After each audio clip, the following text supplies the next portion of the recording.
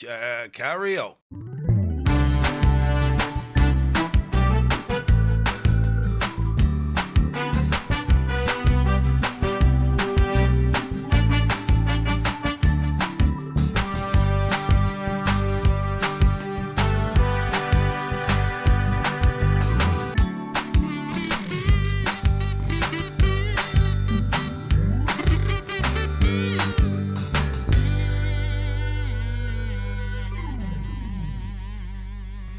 Okie dokie, karaoke. I need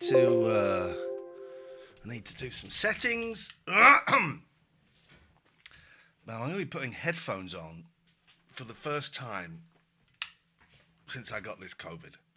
We'll talk about this. I got the COVID, guys. I got the COVID.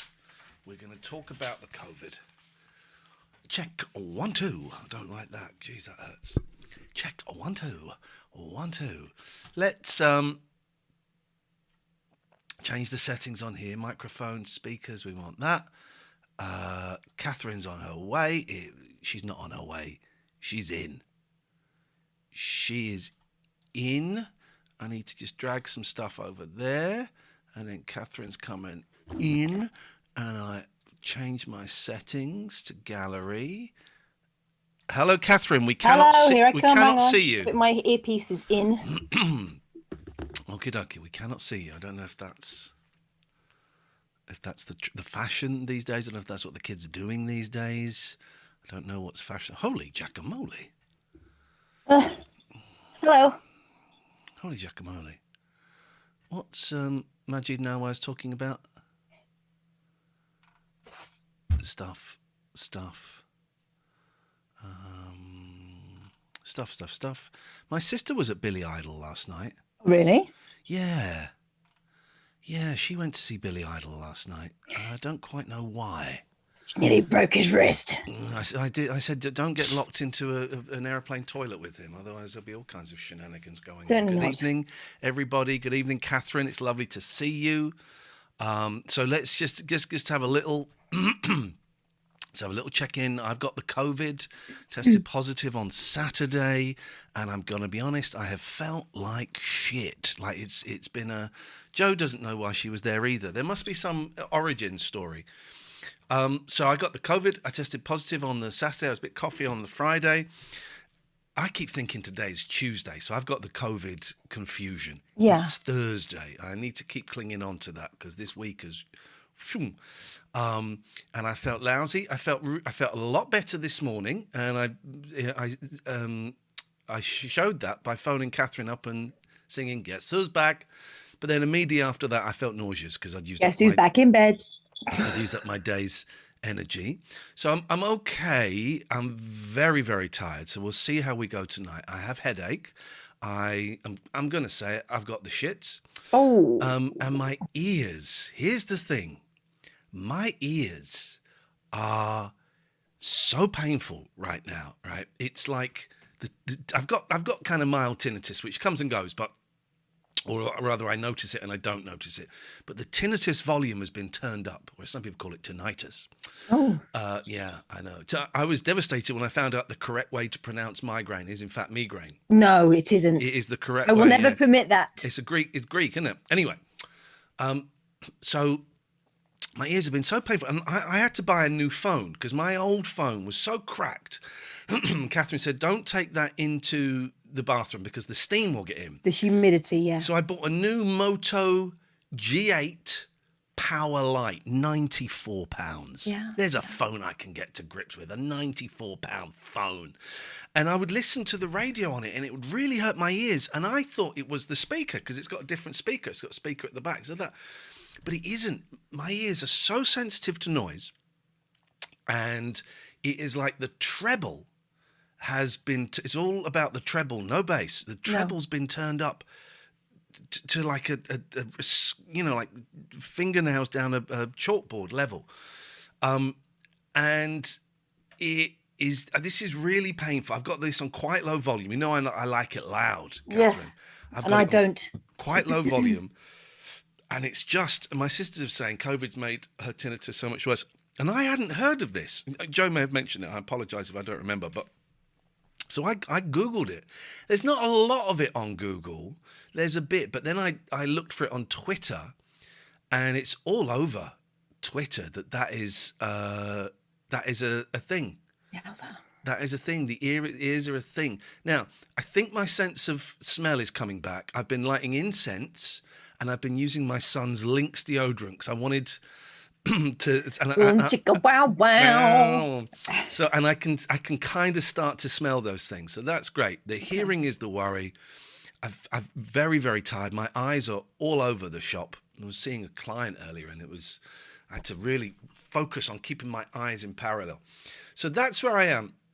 So we're going to see how tonight goes, but we're here tonight, and we'll be here tomorrow night. We're going to see how that goes. Yeah. I'm going to do another test on Sunday to see if I'm clear. I mean, I'll be back at Jack next week at some point. It's just when I test clear. Mm-hmm. So I'll test on Sunday. Hopefully I'll still have it on Sunday, so I won't have to go in until Tuesday. But shh, yeah. So I will. Yeah, we will see about that. Oh, I've just got. I think I sent Iain an email about this, but may I just check my emails to see if I sent Iain an email with these shows? So that's that. I have seen Catherine this week. She came round on Tuesday. We sat in the garden about 12 feet Yes. apart from each other. Catherine bought pizza round. We ate separate pizzas. We ate separate pizzas. She said, I thought you were going to share one. I went, no way, you're not coming anywhere near mine. So we have seen each other on Tuesday, and it felt very naughty, very naughty. It felt quite retro, didn't it? It was hot though, right? It was not hot. I mean like that. It was so not hot, but it was a really hot. It was a warm day, wasn't it? Sunny. Yeah, lovely. Daniel says I tweeted you about this. I had COVID a couple of weeks ago. I got really bad sensitivity with my eyes and ears, bad migraines constantly. I've had headaches. I've been lucky. I've not had a migraine. Roger says if it's negative, just draw the line in with a biro. Sorted. I could not do that. The total opposite of Littlin, who this morning woke up. She's been coughing. Yeah. And I've been thinking we're supposed to be going away with my family next week, and I've been thinking, no, we ain't going. But I tested her this morning, and she was furious about being tested. And I think actually, she could be permitted to feel that way. She's 11, but there are a lot of adults that feel like that, where they go, I don't want to test because I don't want the responsibility of knowing that then I have to do the right thing, right? Because she wanted to go to school because they had the Halloween disco today. So she went to school. We tested her. She was negative. And she went to school, but they sent her home because of the coughing. And I don't blame the teachers. The teachers are going, yeah, nah, I'm not chancing it, because actually there are a lot of reports now of people testing negative and still having it. Well, I think my eldest, who 12, 13 in January, so 12 and 3/4, he reacts really badly when he's had COVID like 3 times, maybe 4. And he gets it quite badly for a kid. He gets really bad headaches, aches, really, really bad cough. And he has all of those symptoms, but he's testing negative. But he went to the doctors today, and it's respiratory, blah blah blah blah blah. But I'm convinced he's got it. He won't have got it from me because he hasn't seen the alternative. I'm convinced he's got it. It's something else that's not picked up by those tests. Yeah. Also, have you noticed? I still had some tests left over from the last time around. Oh, I went and got a lot. I got loads. Have you noticed that? Is it me, or is there less liquid in those little capsules? Are they? Is it the ones where? I don't think it's evaporating, but there are 2 types. There was the original throat and nose, and then there was just the nose one. I think the nose ones have less in. Right. It seems like a tiny amount. And John says he's tested negative, but have all the symptoms, keep having to go to sleep. I wonder if there is a version of it is doing it. I don't know. Or it could just be a very heavy cold. It's that time of year, I guess. I've had to go to bed. I spent all day yesterday in bed. I got up, did some stuff, and I was absolutely shagged, and I just spent the whole day in bed. And I couldn't sleep, but I just couldn't move. So I've done a few bits. I've had a few clients this week, and that's been fine. That's a great thing about I've been well enough to work for a couple of hours from home, which is great. I'm very lucky. But it's basically I thought I'd read, because there's this guy that wants to write a book about me, right? Mm-hmm. Harry Shapiro, and he sent me one of his books about Graham Bond, 60s musician. And I was really getting into it. And I thought, oh, I'll use the time to read this. I can't read.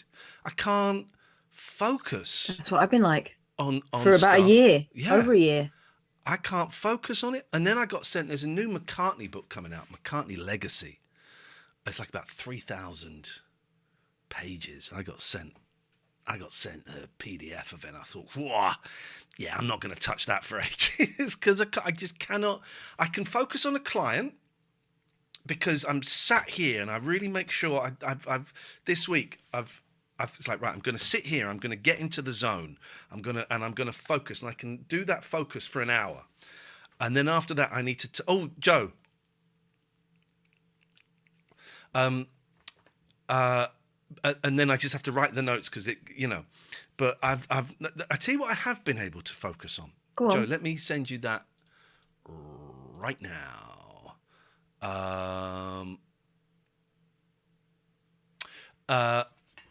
I've been watching The Boys on, what's the one from Amazon called? Prime. Yes. I've been watching The Boys on Prime. Now, I've seen this is like a few years old, and I've seen the images of it, and I thought it looked shit. It's about shitty superheroes. And then a few people have said, no, it's really good. And I thought, you know what? In for a penny. And I have been hooked. I have caned season 1 in 3 days, and I've just watched the first episode. No, the first 1.5 episodes. Joe, I'm just going to send you an email right now. You should have that. So I have been. It is absolutely brilliant. So no spoilers, and I still feel terrible about my She-Hulk spoiler. It's basically, so there's loads of superheroes just in America, and it's become like a corporate business, and they're sort of signed up by this business, and they make movies, but they also solve crimes, right? Except, it's all bent. The whole game is bent, and it's corrupt, and it's all about making money over actual saving. Which, people. Of course, is exactly what would happen in real life. Oh, Tony doesn't like it. That's interesting. I absolutely love it. And the main dude, Homelander, I don't want to say anything because I don't want to spoil it, but oh my God, for those who've seen it, the scene on the aeroplane, it's so upsetting and it's so awful, but it's so good. I'm absolutely head over heels with it. Except the main actor is a guy called, not Carl Urban, he's a singer. Keith Urban? He's a singer. It's probably Carl Urban. Is Carl Urban the actor? Keith Urban is Nicole Kidman's husband and a country singer. Okay, it's Carl Urban then. Mm-hmm. And I could not work out what accent he was doing until someone said, "You fucking British piece of trash," or something like that. It's joking. Like, oh, it's British. I thought it was Australian, but he said twat a lot. So, okay, it's British. I got you. It's British. I find that offensive. He says the C word a lot. Apparently that's part of our character, isn't it? That and smoking. Calls people twats all the time. I love it. I love it. I'm surprised it's taken me so long to get there. The guy that plays Homelander is just, he's like Superman with the American flag cape and all of this. And then you see kind of what's going on behind the scenes with him. It's so good. And I'm aware that everyone who's watching this has probably watched it and either liked it or disliked it, and I'm 3 years behind everybody else. But that's what I have been doing. That's all I've been able to focus on. My little telephone in my bed, because I couldn't come down and watch it on the big telly. Poor little You didn't lie on the sofa with your duvet then, in the old school Not with style. the duvet. I was on the sofa just then with the hoodie. The hoodie gets, I'm going to say it, right, because they're not watching this. It gets really too hot. Yeah. It gets too hot. The hoodie gets too hot. Although I think I'm getting hot and cold with this. I've got a heavy cold and I'm getting hot and colds. Yeah, the hoodie gets too hot. I like it a lot. And boy, oh boy, come December, baby, I'm wearing that. Mm-hmm. Oh, by the way, so we're going to go ice skating, right? But the local ice skating here. Where we caught COVID last time, Where we caught COVID last time, yeah. Who was performing last time? Dolly Parton-ish. Right. Dolly Parton-ish. Well, this time it's real Boney M. Well, it's No, it's not. It's Bonish M. Bonish M. Phony M. Real Bony M. Now, I think the guy's dead. I think Billy's dead. Yeah, I think it's one of the ladies. It's Phony M. It's someone who was once in a lift with him. Yeah, it could be. But we'll go. Might have some of that. We did catch COVID there last time. Yeah. Unsurprising, really. Ashley says, I finished The Watcher today. Love Naomi Watts. I loved The Watcher. I thought the last episode was a load of old cock. It's always going to be disappointing, surely. Because I remember we talked about that story at Talk. Yeah. But I'd remembered it differently because I went and read up on the story. I'd remembered it differently. Yeah. It's I've been enjoying it in small doses. It's a fun ride. Yeah. Someone sent me a link to Ghost Watch last night though, so I'm going to have a little go on that when the kids go to bed, I think. I'm in the mood. What, the old Ghost Watch 1992, yeah. Okay. With pipes. I remember seeing that around my grandma's actually shitting myself. Not actually shitting myself, but actually shitting myself. Shitting yourself. I nearly shit myself. That was terrifying because it wasn't clear that whether it was real or not. And you think with Parky, you can trust him. Turns out, no. No, you can't trust. Trust. Guess who I had occasion to speak to this week? You can't. Yvette Fielding. Oh, did you speak to her? Yes. Go on, what's going on? Yvette Fielding is, one, delightful, as you would hope. Two, it was all real. Oh, fuck off, was it, Catherine? It was all real. It was all real. Catherine. It was all real. She said that she would. She said it was all real, did she? She said it was all real. The person who's made her fortune and has her own TV channel out of bullshit said it was real, did she? Okie dokie. It was all real, guys. She said there was a contract that everyone had to sign, and if they were found faking things, they got the sack, and some people did. Well, Akura. Derek Akura. Yeah, Akura did, didn't he? But yeah, so she's a really nice woman. And she's written a book for kids about Jack the Ripper. Fuck yeah, now. Speaking of which, I've been listening to a great podcast called Bad Women, right? And it's about the women that Jack the Ripper killed because all the focus is generally on... Sophie's made what I think is a sex joke. Oh, God. Glad I've never had to sign that contract. I think if I've misunderstood that and that's not a sex joke, I apologise, but I think it is. It's a sex joke. It's a sex joke. It is. Sorry, Catherine. Bad women. Back to Jack the Ripper. So it's Hallie Rubenold, who is the woman who wrote... Sorry? Hallie Rubenold is the woman. Okay, I don't know that name. She's a American, I think, born author. She lives over here now. So there is a transatlantic accent, so deal with it. And she's written about the women that were killed by Jack the Ripper, more in the terms of the context in which they were kind of not even memorialized, actually defamed. Because everyone, when they talk about Jack the Ripper, if it's ever sort of written about in shorthand by newspapers, it's always like, oh, prostitute killer.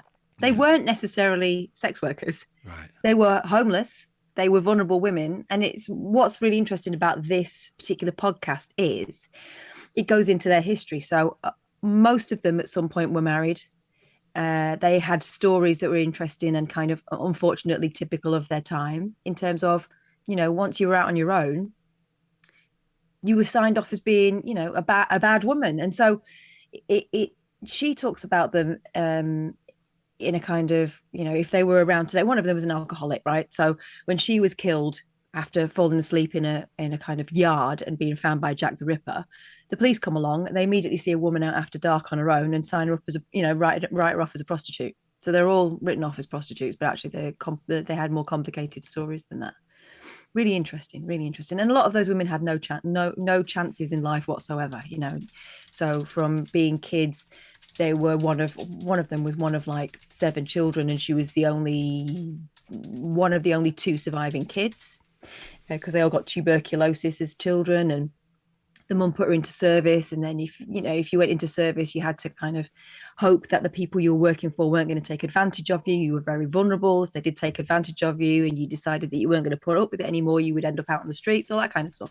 But really fascinating stuff. And for once, not massively interested in his identity because I'm surprised I'm surprised it was 5. I thought it was significantly more. I thought it was like 8, 9, 10, something like that. 5 is still a horrendous amount. I'm not in any way demeaning that. Five that they counted. Right. And there were women who didn't matter. And there's still an element of that now. I saw an article in the newspaper the other day about a guy who killed a prostitute. It's like, what? You mean a woman? Yeah. It's this idea that, well, they put themselves in these positions. It's kind that there is an element of fault there. Yeah, I remember there was a big conversation about this in the news a few years ago, or about not calling them. Well, first of all, moving from prostitutes to sex workers, but then also not even bringing that up in the case of an assault or a murder. A woman has been assaulted. A mother has been assaulted. Wasn't it during that time when there were those awful murders in Yorkshire? I don't remember that. There was a kind of Ripper type thing going on there, wasn't there? I don't remember that. But I remember a guy, strangely, I think his name was Toby Jennings, and the reason I remember that name is... It's your cat's name? No, there was... Anyway, who killed 2 women in London. I remember that. And I think, I wonder if that was the turning point. I mean, that was probably 10, 15 years ago. No, his name was Toby Hardy. And I remember that because... Joe had a friend called Beth Hardy, whose brother was called Toby. That's why right. I got you. And I wonder if that was the turning point. I don't know. My head's all over the place. I don't know why I'm remembering horrific murders. But I tell you what, I'm glad to bring back into my life. Forehead. Oh, is it working again? Because I thought it stopped working for you. It's not as good as it used to be. But you know what? I'll take it. Yeah, I think anything that stops you taking too many ibuprofen's got to be a good thing, right? I don't take ibuprofen now unless I have to. I'm on the paracetamol. I've not really been drinking. Everyone says drink a lot. I've had zero thirst whatsoever. But I feel a little heady head coming on. Yeah. Dave, I texted you. I need your email address, please, Dave.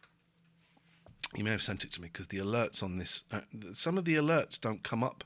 I don't get a WhatsApp alert, and I've been through all the settings, and I can't get it to give me a WhatsApp alert. It says that your version of Android does not support this. What? Okay. £94 for a phone that goes onto the that you can use as a computer. I know. Amazing.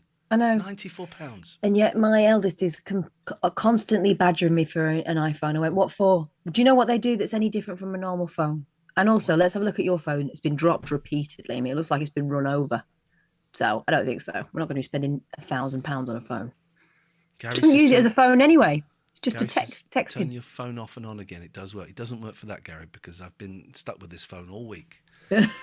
Hey, Dave has just sent me his email address. Dave, let me... Nice. Dave, let me forward an email to you. Here we go. You got mail. You got mail. James Farley's in the chat. What are we chatting? Well, James, we're chatting. You've missed a lot. We've talked about the COVID. We've talked about The Boys, which season 2, episode 2, and I am absolutely blown away with it. I flipping love it. We've talked about serial killers. We've talked about the victims of Jack the Ripper. What was the name of that podcast? Bad Women. Bad Women. Okay. I listened to a cool podcast.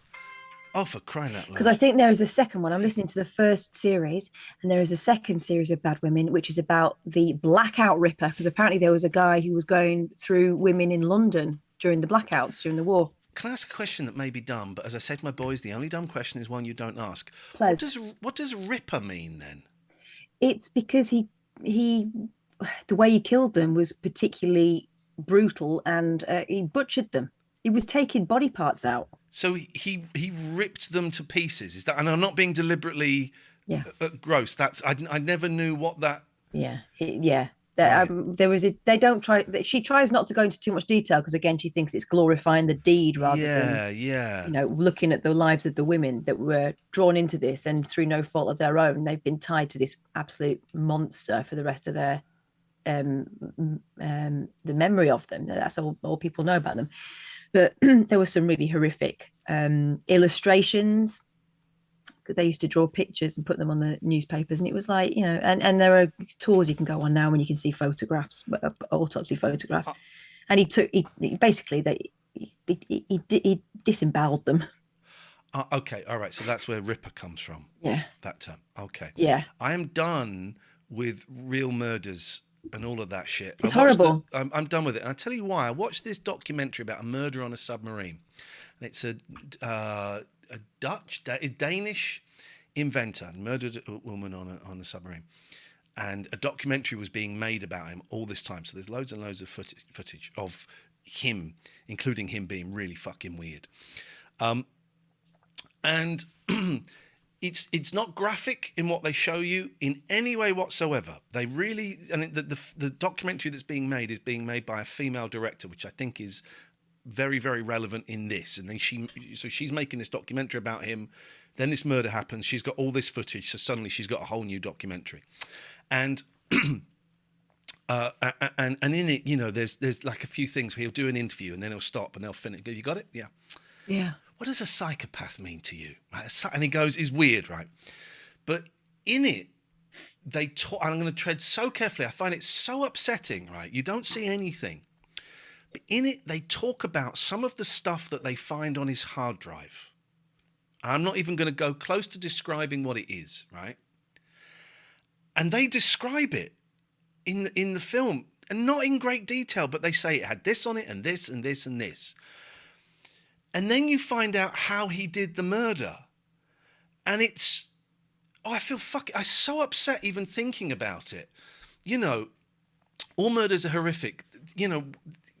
His thing was so obscene, and so upsetting. And they're saying all this. And I thought, I wish I'd never why do I need to know this? And there's no imagery or anything. It's just description. And I thought, nah, I didn't need to know this. And I will be in bed and I'll start thinking about that stuff. And I think, fuck, that's in my head now. That's in my head that exists and that someone can do that. Yeah. Hallie Rubinall talked a little bit about that. The reason I came onto that was because I heard her speaking to Kate Lister on her podcast, which is called Betwixt the Sheets. And they were discussing the way that people are fascinated by these things and why people listen to these true crime podcasts. And it turns out the theory is that it is a kind of cautionary tale. You're looking for, what did they do that I wouldn't do? How could I have got out of that situation if it had been me? And unfortunately, like in the case of these, the 5 that were the women who were killed by whoever it was that was going through women in Whitechapel, were they asking for it in some way? And it's kind of the fairy tale you tell yourself to show that you would not fall victim to someone who was just killing women because he didn't like women. I don't know the name of the documentary. It's on Netflix. And I bet some of you have watched it and are thinking, what? There was nothing in it. It was the description. I think I watched these things, being completely honest, for titillation, for excitement. It was entertainment. Well, like a horror film. Yeah. And it changed when I read that awful book about Fred and Rose West. Yeah. That nauseated me. I thought, well, I'm never reading another book. But I would carry on watching documentaries. And it changed significantly when I had kids. But it's only a recent thing where it's like, it's a real murder? I don't need to know. Because that's a real woman. That's a real child. That's a real dad. That's a real person that has been murdered. And then it's all of the ripple effects of everyone in their family. And this is made, I think it's primarily for entertainment. It's entertainment. It is. I do think there is a certain amount of into the deep. There is a correlation between the fall of belief in the supernatural, right? So we're not frightened of vampires so much anymore and ghosts and stuff. Some people still are, but this is the new ghost story, I guess, isn't it? Does being a parent change you watching horror movies? I don't know about horror. I mean, yeah, if there's stuff towards kids in horror movies. I remember watching, Alex was a baby, and I watched, is it Road? The post-apocalyptic film about a father and a son. Is it called Road or The Road? No. Yeah. And I remember watching that, the only food I had was one of those Ella's kitchen pouches, and thinking, "Fuck me, life is so miserable." You know, that is a bleak film. You don't want to watch a post-apocalyptic thing when you've just had a baby. They're on about dramatising Ian Huntley and so on. No thanks. Fogg. They did Maxine Carr the other day, didn't they? I'm not having that. My ex-wife interviewed him. Well, I was a newsreader around that time, and I'd been working in Cambridgeshire, and just horrific. They were sent there. I knew someone who was interviewing him around the time he got arrested. Yeah, she'd just been in his. Did he have like a caravan or some sort of cabin thing that they were sitting in? Is what I seem to remember her telling me about. And she was really damaged by that, having spoken to him and then realised what he'd done. I think a lot of reporters felt like that because he was helping, wasn't he? Yeah. He was one of the friendly faces that were like, "Oh yeah, okay, well, let's have a chat today." Jesus. Speaking of friendly helping faces, interesting political times. Who wants to? I really don't want to live in an interesting political time anymore.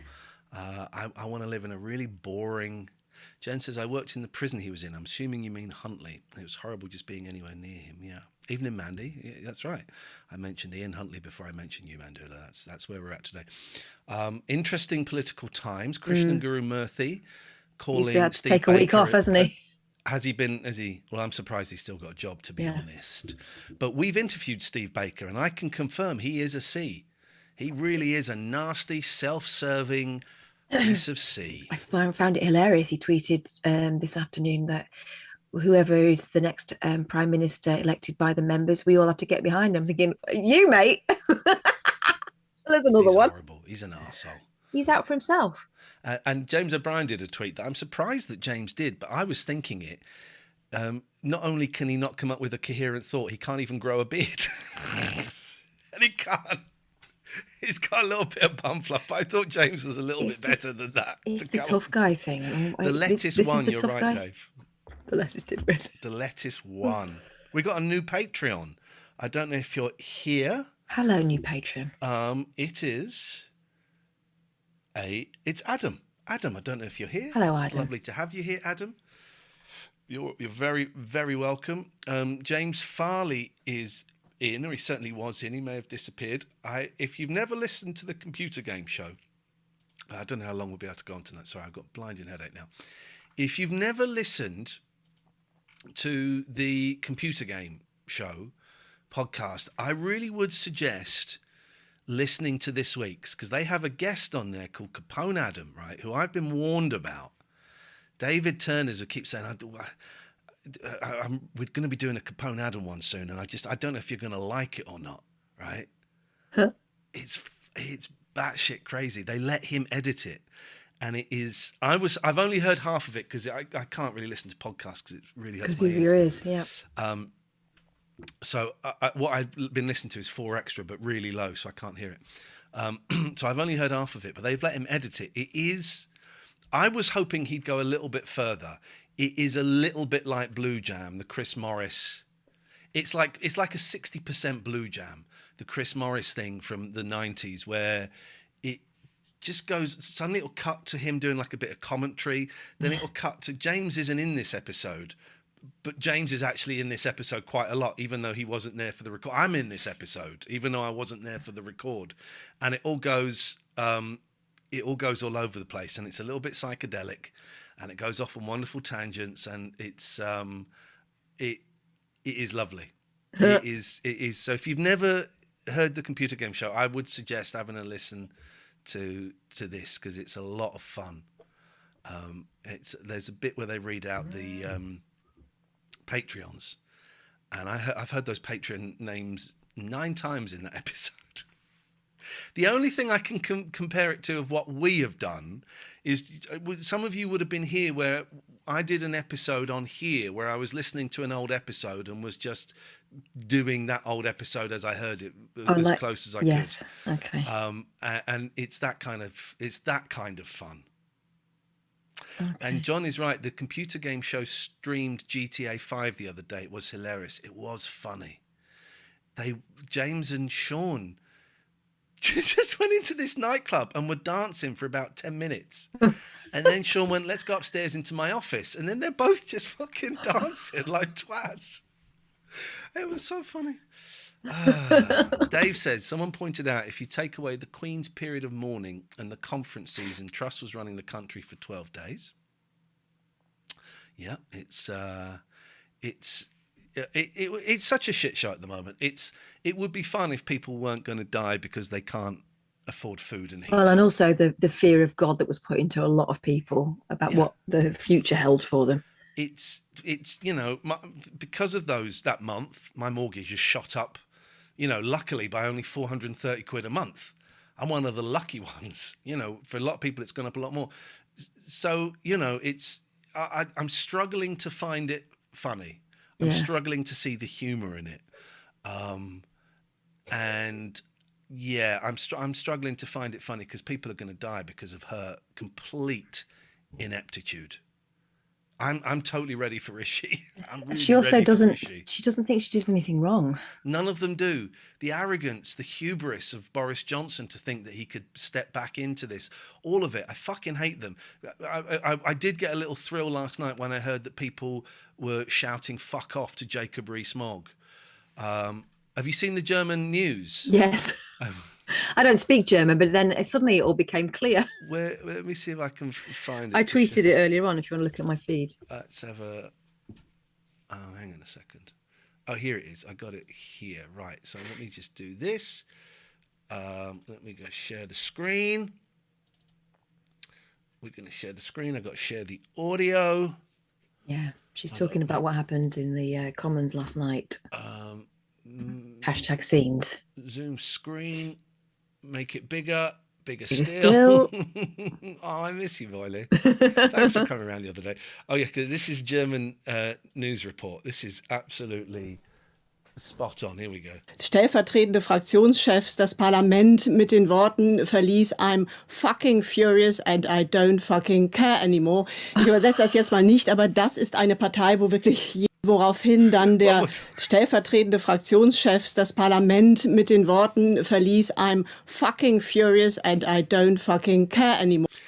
Right, and I can understand that Aston there. Chaotische Szenen in Unterhaus. So chaotic scenes in the lower house. We're a joke, man. I don't mind us being a joke so much. When sometimes you see footage of governments in kind of developing countries where all of a sudden someone will jump over the podium and smack the person opposite them. Yeah. With those guys. Yeah. What's this gossip about someone being manhandled in the lobby yesterday as well? Oh no, that Labour MP that I like, Charles. No, it's a gentleman. I like him. Who do I like? Someone will know. Chris Akabusi. No, Chris it was Goddard. Chris. Lisa Goddard. Chris. Lazy Lizzie. Isn't he Welsh? He's slim and he wears a waistcoat, and I like his hair. And I like Chris Bryant. Thank you, Gatford. I like the cut of his jib. Yeah, he's there going. I saw assaults taking place. Yeah, I saw assaults. Someone took pictures, didn't they? And which is against the rules. But there was a lot of stuff going on that was against the rules. It turns out. Did you see Joe Lycett's tweet to Liz Truss? No. Actress Truss Liz. OMG. Just heard there's a leadership election next week. Question mark, question mark, question mark, question mark, question mark. You should run, baby. Be perfect. I hate them. I hate them all. They've ruined this country. The only good thing is they will be decimated at the general election. But people will die. Yeah. Because of what's happened in the last month. And I was thinking about this, but going off in like a psychedelic haze. And I think I must have heard it on the radio because this is too good for me. And I've been thinking, I have thought previously that this started with the Brexit, the announcement of the Brexit. It started before that. It started with austerity. It started when they started closing Cub, the village halls, so Cubs couldn't meet, and they started closing libraries to cover up their expense. I think it started when they really started digging out immigrants. Well, hang on, that's the immigration obsession happened way before Brexit. Yeah, we're fucked. We're fucked. It will get better, but it's going to take a long, long time. Do you think they'll call a general election, or do you think we'll go through this charade again? My theory still stands, that this is supposed to make Boris Johnson look like the sensible option. Well, I was pleased to read online that he probably won't get the 100 votes he needs. Isn't he still under investigation? Well, it's good to see. We'll do fun stuff in a minute, I promise. Nadine Dorries may not get into the House of Lords because she lied. Yeah, about Channel 4 saying that they used actors, which smells a little bit Alex Jones-ish, doesn't it? Yeah. I hate them. I hate them all. Fuck off. You're absolute trash. You've ruined this country. You're not patriots. You're traitors. You're all traitors. Nigel Farage, all of you lot, you're traitors. And go fuck yourselves, please. John says there would be 0 Tory MPs if there was a general election. I don't think it would be quite that decimation. I think there would still be. I think there are some good Tories. Yeah, I think it's very telling. That guy who was speaking yesterday about what a disgrace it was, and who was in a very British way livid, quite clearly livid, is showing that they're not a united party at all, and there are quite a lot of them who feel that their names have been dragged through the mud with this lot. What was interesting, I saw that guy, if it's the one I'm thinking of, and I thought, he's speaking really well, but he did say something along the lines of, we're thinking of the same person, she's ruined the party. He said something about the party as opposed to the country. I thought, but okay, I don't know what question he was asked. Yeah. But I think that, of course they're a good Tories. And he was doing that, which I hate. That and the Tory stamp. Maybe he was holding a mouse. That just annoys me so much. It always makes me think of old school the Muppets in the old times when they used to have a rod. Yeah. Who's teaching them to do these bizarre things? I find them very distracting. Maybe they're supposed to be distracting. It's awful. It's awful. It's absolutely awful. It's greed. It's racism. It's selfishness. It's ambition on individuals' parts, I think. I think we'll get another lead. I suspect we'll get another leader. This is I don't fucking know. I'm making all this shit up. We'll get another leader. That'll go wrong. They'll get another one, and then they'll call a general election on the second one they get. Is my thinking. But what do I know?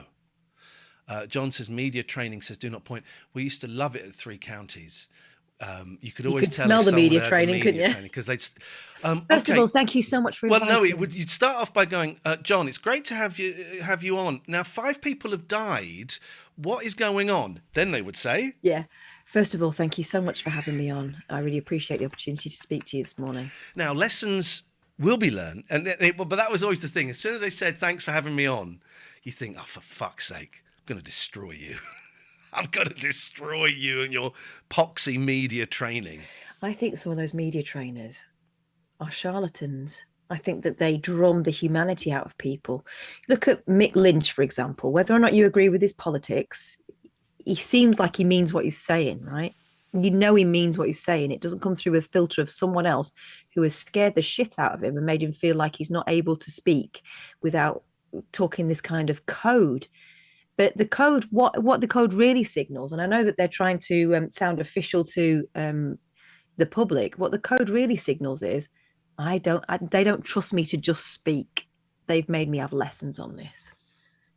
No, if they're good, let them just speak. I think we're all over this now. I remember when New Labour came in, and they were the first ones who I really was aware of, because I only started reporting as a journalist in sort of early 2000s. So they were the first ones I was aware of. And I don't know how much of a firm hand on publicity the previous governments had, but they were arseholes. I repeatedly had to tell PR people ringing up that I was not on their team. I was there to ask questions. I'm sorry if your person came across badly. That's on you. Don't try and intimidate me over it. There was that.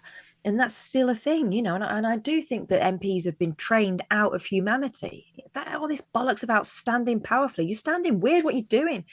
We don't know the lessons you've had and the supposed psychological reasons behind it, the bullshit you being fed. What we see is someone not behaving like a regular person. I find it bizarre. I find it totally bizarre. That whole industry is bullshit. Well, you see people on. But if anyone wants Twitter. training, I'll give them a shout. But we wanted to set up like training, didn't we? How to go on and be natural and be as honest as you can, because that you get someone coming on being honest.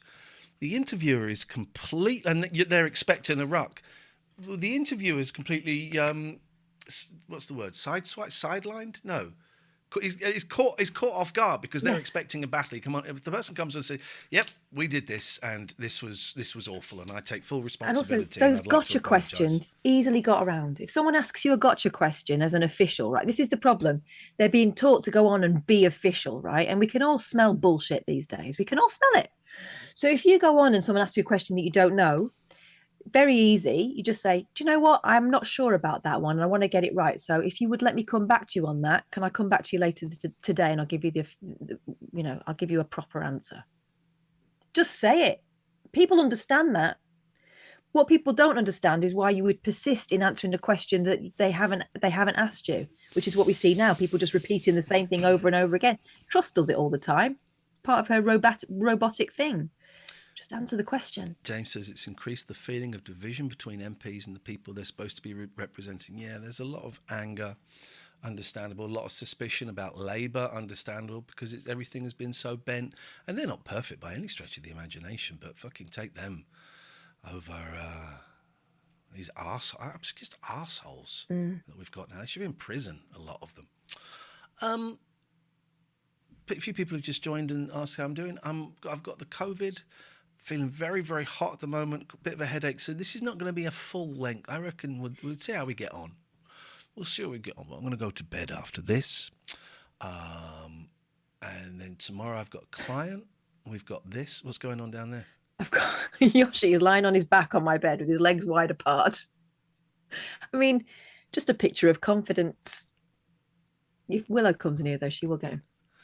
M says, since COVID in 2021, this is the curse of COVID, right? This is the stuff that no one talks about. I can taste salt and vinegar, but still can't taste cheese and onion. That's fucking awful. That is awful. No one talks about that. The hidden cost. These are the answers the mainstream media doesn't want you to hear. That's outrageous. Very, very quickly. Visionary says she hasn't got a smell back. Mine's starting to come back. I say I was using my boy's links because I wanted to test it very, very quickly. Alex Belfield is appealing his sentence. And Jeremy Vine very interestingly said he apologised in court, but then the day he went to prison, after he'd been sentenced to prison, a video was posting saying he'd be back. That ain't going to look good to an appeal. Yeah. And there's someone still working on that, or at least looking after that YouTube account. Yeah. So I'd be interested. I don't know how long these things take to happen.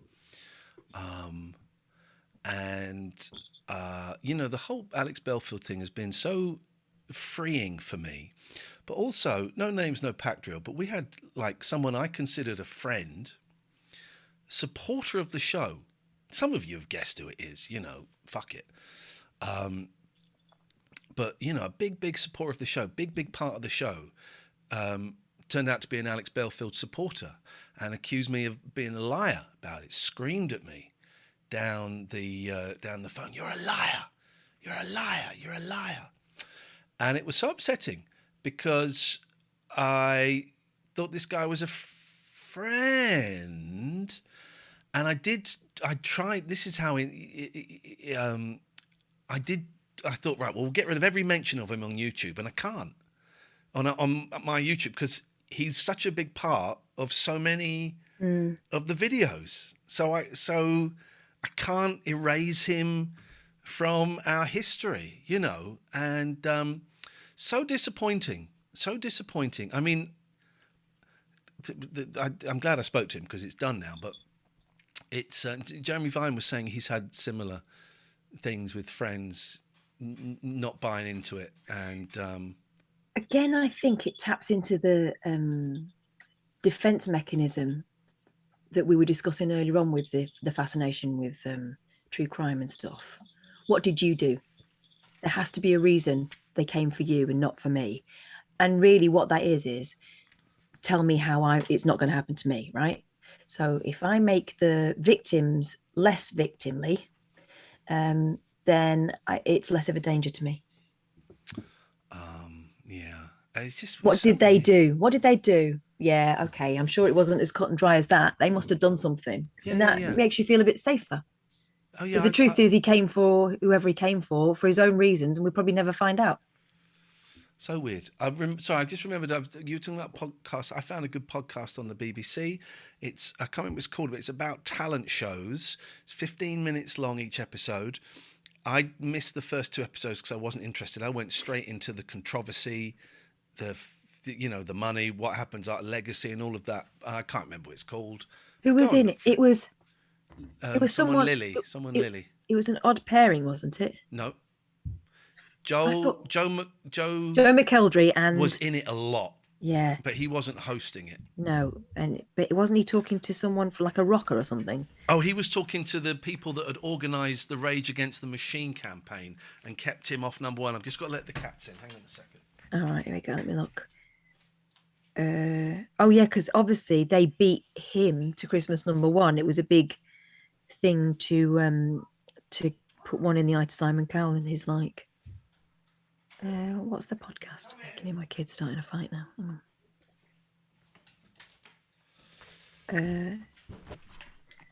Podcast. Right.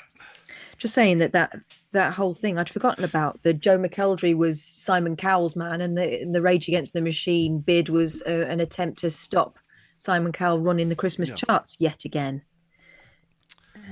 Yes. What was that podcast then?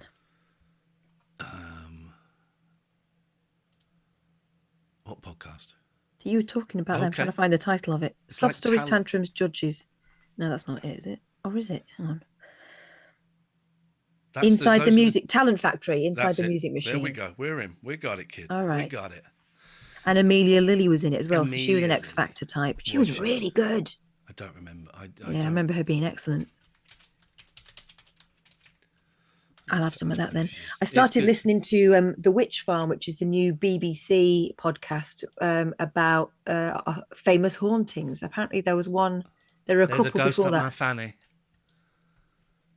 Documentary, not a flipping haunted vagina. There's a ghost up my fanny. That bit makes me laugh so much. Yeah. There's a ghost up my fanny. That's my favourite thing on that podcast. I don't know what the obsession about Linda having 3 tits is, but I've not heard that bit. Yeah, that's the new one. I've not heard Apparently that. Linda's got behind. 3 tits, but it could be handy for OnlyFans. It's niche, isn't it?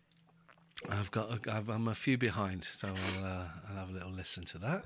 I enjoy doing those, and I enjoy listening to them because I only hear the bits that we do, and I am distanced enough from it that I can sit back and enjoy it because it's just insane. I love it so much. I love hearing you do stuff that isn't, because I can't listen to this, but I like hearing you go off and do solo missions. It's great. I went over there yesterday. The great thing is I knock on the door and I hear the scampering of 4 feet, not Alex's. The dog takes a massive run up, throws herself at the door every time I get there. I've been at 3 or 4 events. One of them was the TCGS Con, where someone's gone, Iain, I'm a really, really big fan. And I also listen to Clinton. I go, that's Linda over there, right? No, it's not. Yeah. Let me bring her over. And they get all starstruck seeing you. That's happened about 3 or 4 times. They get Linda's all starstruck. She's got a little following at the moment. It's really good fun. Really good fun. I would miss doing it if I ever had to stop, but because it's just some light relief. And again, I could just hand it over. It's his baby. I could just hand it back to him. But he will introduce you by saying stuff like. Doesn't introduce me. He introduces Linda. He introduces Linda. She's been to Spain. She's had some fun. She met some men. Took one up the bum. It's Linda Pollock. He does stuff like they may have even said that very same thing. Yeah. Filth. But it's Clinton. He says worse things about himself. There's a ghost up my fanny. I would like to see if we can find some big talent show on YouTube. Do it. On YouTube. Now, this was a show. This was the first, from what I can remember, ITV Saturday nights. It would have Jonathan been Ross. Jonathan Ross. It was like his first big show on ITV. And it would have been... Wasn't Charlotte Church on that? I don't know. Yeah. We may find out. It would have been, it's before I did the 11 o'clock show, it would have been about 96 or 97, because I did audition for it. There was a comedy club where a load of people that had done really good sets got invited to audition for the Big Talent Show. And we were told, and all the ITV people there, just don't swear. Don't swear. And, you know, within 30 seconds, oh, fucking that. So I was, so no, not me. But there was a guy that did get on there that I sort of knew. See, I sort of knew him, and I can't remember his name. But then he was on Bob Mills' show a few years ago, and I tweeted him, all right, mate, nice to hear you on Bob Mills. And he didn't know who I was. So clearly I hadn't made an impression on him. No, not rude. You just, you know, sometimes you think you've made... It's that thing, isn't it? You recount stories about growing up that, you know, I will tell stories about something that happened with me and Joe that I remember clear as a bell.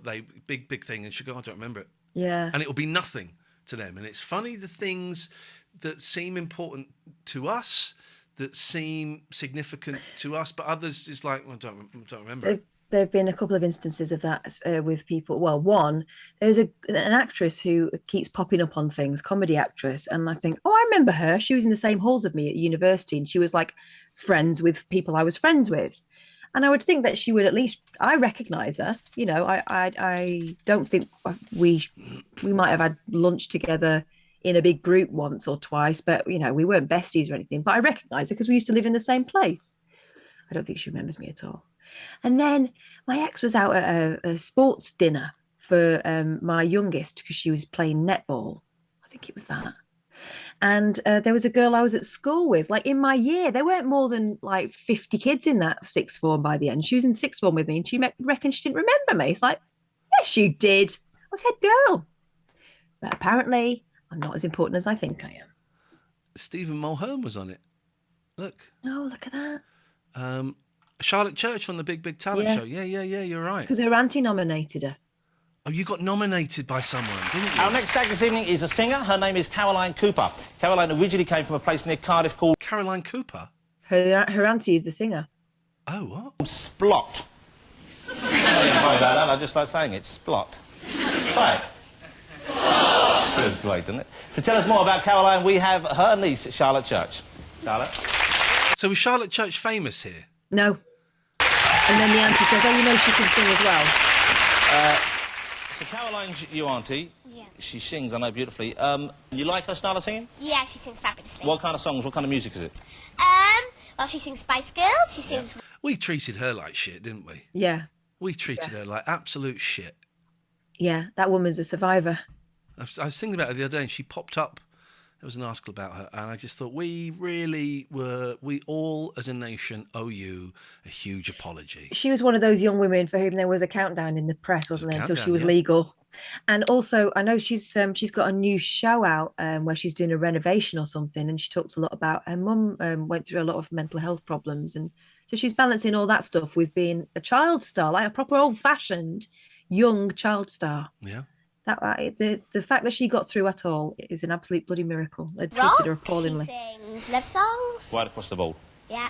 I know you have a great voice as well. I've been told that you have a terrific voice. It's a different sort of style to you, Aunt, is that right? Very different. I'm a soprano. I'm into opera. And she's not. So you're 11-year-old, you're into opera. Yeah.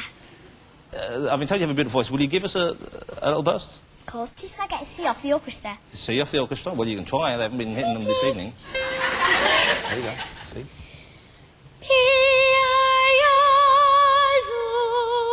I can do that.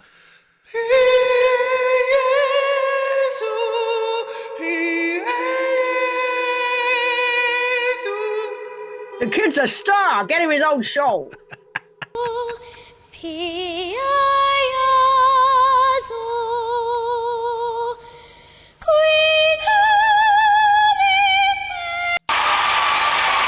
Jesus, that's killing my ears. Yeah. Okay. All right. It doesn't look like there's full... Good luck, Auntie. All right. We've got comedian Gary Skinner Steve Brookstein, Big Talent Show. Oh, he had a go then, did he? He's always having a go. Well, he's having a go, yeah, in a different way now, but...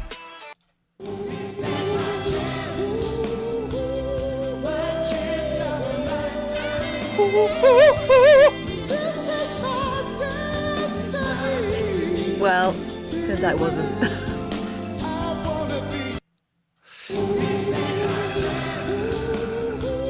Okay.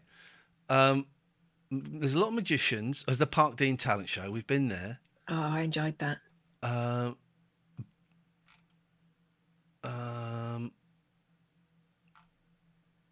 Okay, well, let's have a Kerry Wilson impressionist. Let's have some of this. I like impressions. There's not that much on there. I thought there'd be a bit more.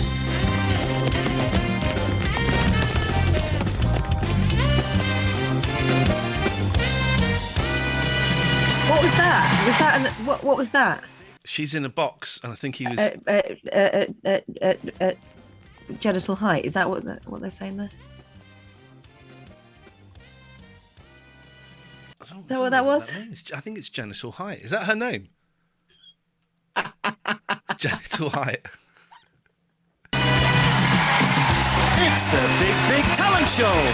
Stack tonight is a blue chip impressionist who is a voice double. First of all, can we just say he was a very handsome man back in the day, wasn't he? Yeah. Chosen targets. I think you're going to be impressed by the big talent of doing many different people for us tonight. Kerry Wilson. She was the head in the box.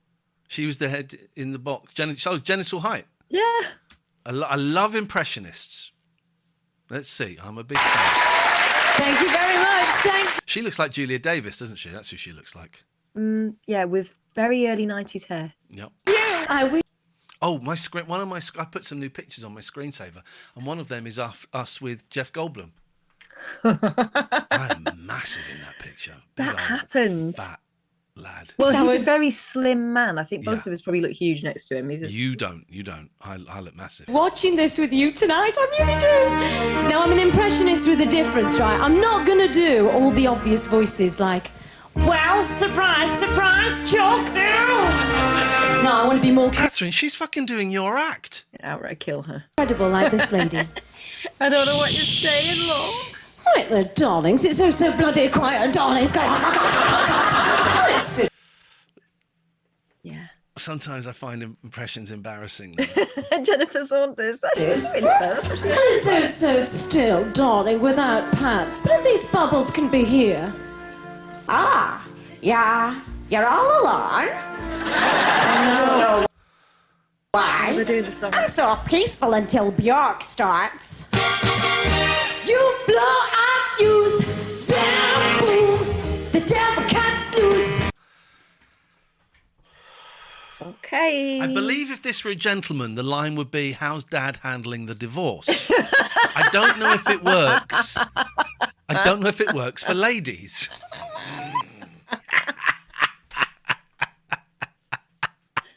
Sound boom, so what's the use? Wow, bam, I'm falling in love. The sky kills down, the devil cuts loose. You blow a fuse. Ah! Oh, all right, then, darlings. And fall in love. Thank you very much. Thank you. Oh, that's it.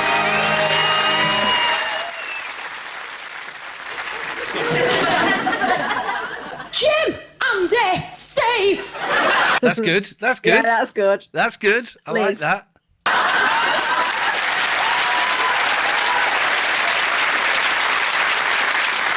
Hi, you two could have a body like mine. Steve, Andy, Jim. Now this lady has tried her hand at a new career as a singer. She's hoping to win your votes tonight. Part-time aromatherapist, top model, please welcome the one and only Raquel!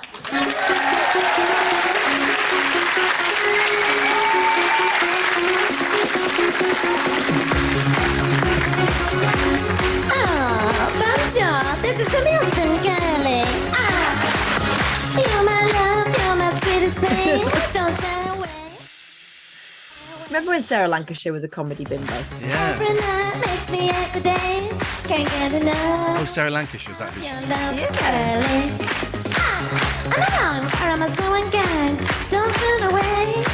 Show me the way. I can hide all these thoughts in my mind. Every moment I'm dreaming of you. Just a little bit. She's going to do the whole song. She's going to do the whole. The great thing about I thought this a long time ago. Musical comedy acts as opposed to stand-up comedy is we are conditioned when a song ends. We're conditioned to go to clap. So even if you're doing shit comedy songs, you will always get that. But if you're telling jokes and it's not going well, you're met with silence. Yeah, and you're going to know at various intervals throughout the thing. Kerry Wilson. Well done, Kerry. Good job. Thank you. Well done. You some great voices, some great faces. Nice to see Björk in as well. Do you do an impersonation of your nan, Eileen? Hey? No, French friends go to the loo. No. And you didn't know Mum and Dad were going to be here today. So No, I didn't know. They were supposed to be in Mallorca. I hope you want my duty-free back, yeah? Of course. And you've got to pay him. You've got to give him a return ticket now after the show. So you've got to give that. Kerry Wilson, ladies and gentlemen. Thank you. Let's find out if Kerry Wilson is still. I bet she is. I bet she is. I like that. I like that a lot. Kerry Wilson, impressions. Okay. This is her on YouTube. It looks like because she's done a lot of talent shows. She's done a lot of stuff. It looks like she stopped at the 10th. So give a warm welcome to the multi-voice. Okay. Oh Jesus. So give a There was I'm trying to avoid Jim Davidson.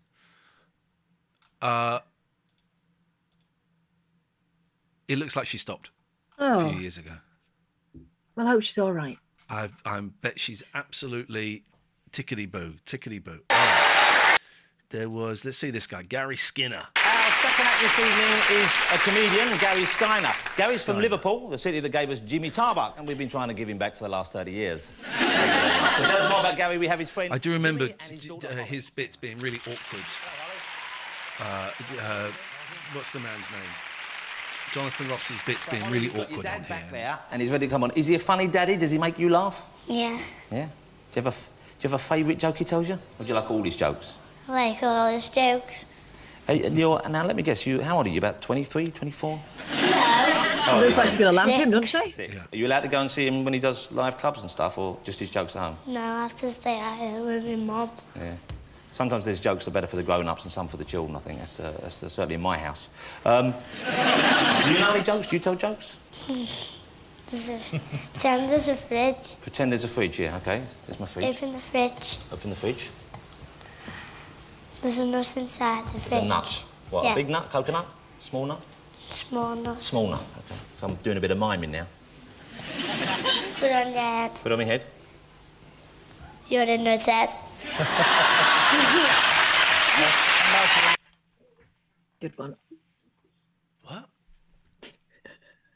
What? You're a nuthead? Yeah.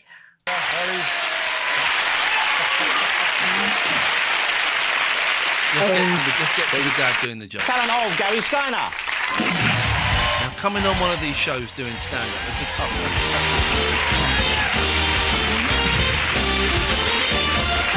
Is he going to do jokes about the way he looks? Let's find out. I'm going yes. Going yes. Good evening, ladies and gentlemen, and see what happens when you bite your nails. Boom. Straight in. Got to address it straight away. Dress Yeah. it, boom, done, move on. I shouldn't really be here at all tonight. It's been a very bad week for me this week. I've just lost a wife, and what a game of cards that was. That's a Harry Hill joke. Coming here today, though, has been horrendous. I went to Liverpool's Lime Street station, went into the station and asked for a ticket. I said, excuse me, can you give me a ticket to London, please? He said, certainly, sir. That'll be £95. So give him £100. He said, here you are, sir. It's one train ticket to London, change at crew. I said, behave yourself. I want me change now.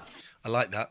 James is going to steal the nut joke for the computer game show. James, I will give you £5. No, I'll give you £10 if, without explaining it to them, next week's computer game show, it starts with you doing the nut joke. £10, which you could give to charity or keep for yourself, but that's a promise. I got on the train, and you'll never guess who was sitting by none other than the great Mr. Chris Eubank. I said, how you doing, Chris? He went, Gary, people often say to me, Chris, I'm a professional boxer. Would you ever consider fighting anyone from off the street? I said, yes, Curly Watts. You like that, did you? Yeah, that tickle your pickle? yeah, okay. About soap operas, and yeah. we'll upset some of you women here tonight, but what really gets right up my here we nose go. on television today is anything made by them Australians. Cell Block H, Neighbours, Home and Away, Young Doctors, Families, Flying Doctors, Country Practice. It's a load of nonsense. Isn't it, lads? No. Isn't it, girls? No. Let's start with Neighbours, right? Neighbours is that bad, they have to put it on twice as you can't believe it the first time. I'm convinced there's only 8 actors in the whole of Australia. That's true. I'll tell you why, because That's I was true. watching them Young Doctors the other afternoon at 3:30, and there's this fella having open heart surgery at 3:30, right? At 5:30, he's delivering the post to Neighbours. Now, that's silly, doesn't it, like that? And Cell Block H, what the hell was that all about? It was supposed to be a prison. But if you watched it very closely, when them gates shut, all the walls wobbled. Perhaps it was a Group 4 prison, I don't know, maybe it was. Can anybody explain to me the mathematics of Cell Block H? There was 8 women in prison, and they were pressing 8,000 blankets a night. Who were they for? They're nuts. Okay, all right. I'm just going on to his Twitter. When was the last time he tweeted? He hasn't tweeted. Oh, he's tweeted. He's still going. Last tweet was 2 days ago. So Gary Skyner is still going.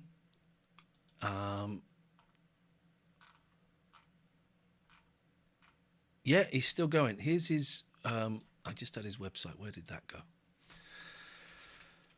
Where did that go? If I drag that there, you can see it, right? I can see it in the small window. Oh, you can't see it. I can see it in the big window. So yeah, yeah, look at him. he's still around. He's got a book, does comedy, motivational speaker. There we go. He's still around. He's Good. doing it. Good. Let's have one. Let's have one more. Let's have one more act. A lot of magic. I'm a sucker for magic, but let's hold off from the magic. Oh no, fuck it. Labyrinth illusionists. You fancy a bit of that? As long as there is some involved, I'm in. How could you make all of that look so vulgar? A bit like the hair pieces on most of the celebrities you see on television. However, we can guarantee there are no risks in an elaborate act because all our performers are obliged to undergo a pre-show random rug test. Yes, when it comes to rugs, we're on the Big Talent Show, just say no. To tell us more about Labyrinth, we have Peter Webb. Say hi to Peter. Hello, Jonathan. Bet he's dead now. I know you've known Labyrinth for quite a while. How did you actually get to meet them both? Well, I put on shows and entertainment and stuff for the largest hotel group on the island of Jersey. And they were working then, what, as Labyrinth? No. Labyrinth is a great name. No, I booked them as 2 individual acts, you see. Paul doing some close-up magic, Wendy singing beautiful songs. So how did it come about that they now perform together? Well, I was watching them working and I thought... Paul, this is very much our story, Catherine. In so many ways. My name is Catherine and his name is Iain, and together we are Iain and Catherine. Songs in the act as well. I love those Beautiful. ones, but they've given themselves a fancy name. Labyrinth was born. Do you think they got something extra, something special? Yeah, very much so. When you see them tonight, you'll see enormous energy coming out of it like that, and with determination, professionalism. What more can I say? You're obviously a fan. Thanks for coming on. You don't see so often, the Beadle beard. I tried it once. It's a fucking horrible look. It's got a thin strap. Yeah, so a very, very thin strap. So normally beard, well, see, my beard would go here, but when I just trim it down a little bit. So I just trim it down a little bit, all right? Mm-hmm. Yeah, and I trim it on the neck. Cause you get the men. If you didn't, would it grow here? It would grow right down to here, yeah. So I shave here. And I just shave a little bit here and a little shave there. But to do the thin strap, don't see that very often, do you? No. Don't see that very You've got to have often. a steady hand there, and Daniel says, was there a big talent show or did they just jump straight to Big? It's a very good question. Jonathan, thank you very much indeed. Also, I'm now at an age where I'm thinking, those shoes do not look comfortable. Slip-ons. You can get them in the back of newspapers. You get like little magazines. If I wear my Beetle boots, my Cuban heels to do the radio, I take them off to do the radio. If I've got lace-ups on, I keep them on. But, I take the things off. And I now have to lower the chair to put my shoes back on. It's really... I saw David Baddiel did a tweet ages ago. Gotta get some real shit to the... No one told me when I got older it would be so hard to put my socks on. It's true, man. Putting socks on is a really tough challenge. I don't know what you're talking about, mate. Suck it. Good. Suck it. Go on. Shrimp yourself. Fucking hell, look at that. Guys, if you want any more of that, it's the £15 and above tier, all right? Feet for 50. Please welcome the big talent. That's her age. Whoa! Hang on a You're minute. in. I thought Labyrinth was one man and one woman, but there's now at least, there's two women now. And that's magic. Right, how are they doing that? How are they doing that? Let's work this out. I think I can see it. Yeah. It's all black. You see, there's black here. There's black here. You can see her there. There's black here. So they're going to drop the inside panel. See-through here. Because obviously underneath the trestle table, that's not really see-through. That's solid. That'll be a mirror or something. What, that? Yeah. I don't with the... Why are you saying that? No, of course because that's where people jump into. No, but she's in there already. I know, but she'll disappear at some point. It'll go through there. Through there? If that was a mirror, that's solid. Then you'd see the audience. Mate, they can do wonders. That is not real. Might as well it'll be easier to do actual magic. That's not real. That is solid. That's where you keep all your equipment and your tigers and that. Okay.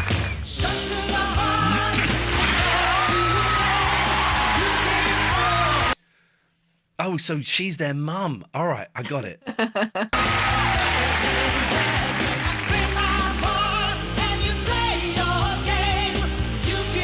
is the sexiest magic. It's three sexy women of different ages.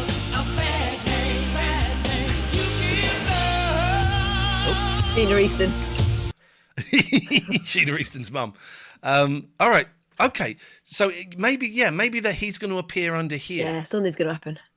Well, of course something's going to happen. She's not just packing up. She's not just tidying up. You can do that dance.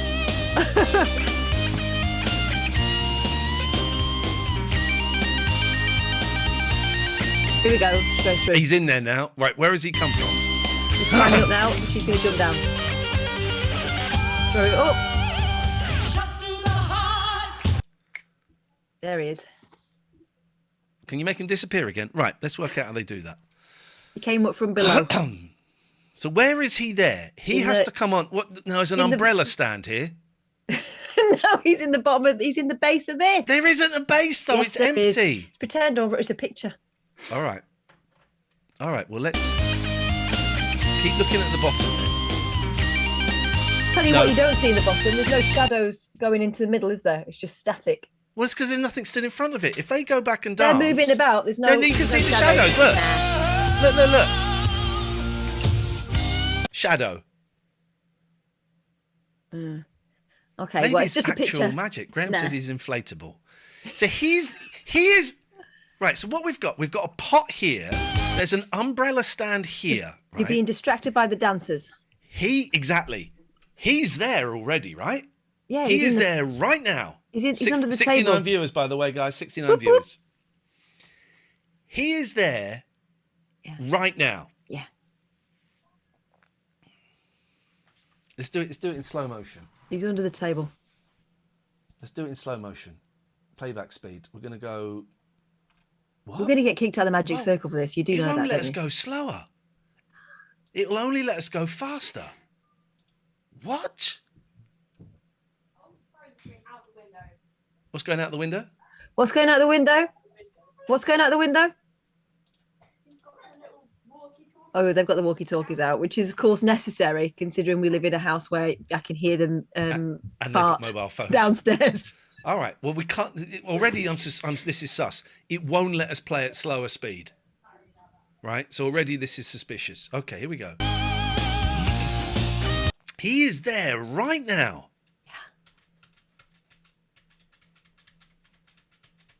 Yeah. You're supposed to be looking at this and at this. So don't. In fact, I tell you what. I'll look at those, Catherine. You look in. No. So don't look at the ladies. The ladies are the distraction. He can't be behind that board already. Let's go back to when she picks up the board. That's probably, he might be getting up there now. No. No, she lifts the board. So she turns it around. Something happens while that, look how deep the table is between her feet and the metal rim below, about a foot. Yes. Okay. Something happens. Does she put that down or does she hold it? Just a minute.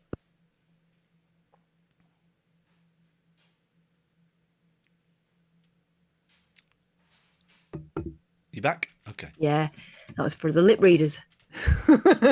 Seriously, stop it now. Stop it now. Last warning. So he's hidden in here, right? Come on, Catherine. This is really important. Please focus. He's hidden in here. I told you that. You didn't. Ashley told me it, actually. I think he's under the table. Don't look at the ladies. Don't look at the ladies. I'm looking at her feet. Why is she holding that board for that long? Just so you're looking at something different. She's doing a sexy shoulder. Don't look at her sexy shoulders. Right. And then it's going to turn into the curtain. Are her feet real there? I did consider that, but I think they are. Because I don't quite know how having... All right, so something happens here.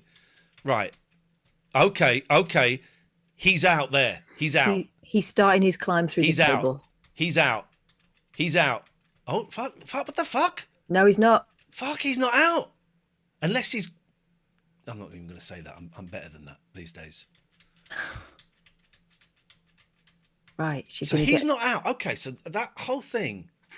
Just vamping. She's gone off. Okay, she's gone off.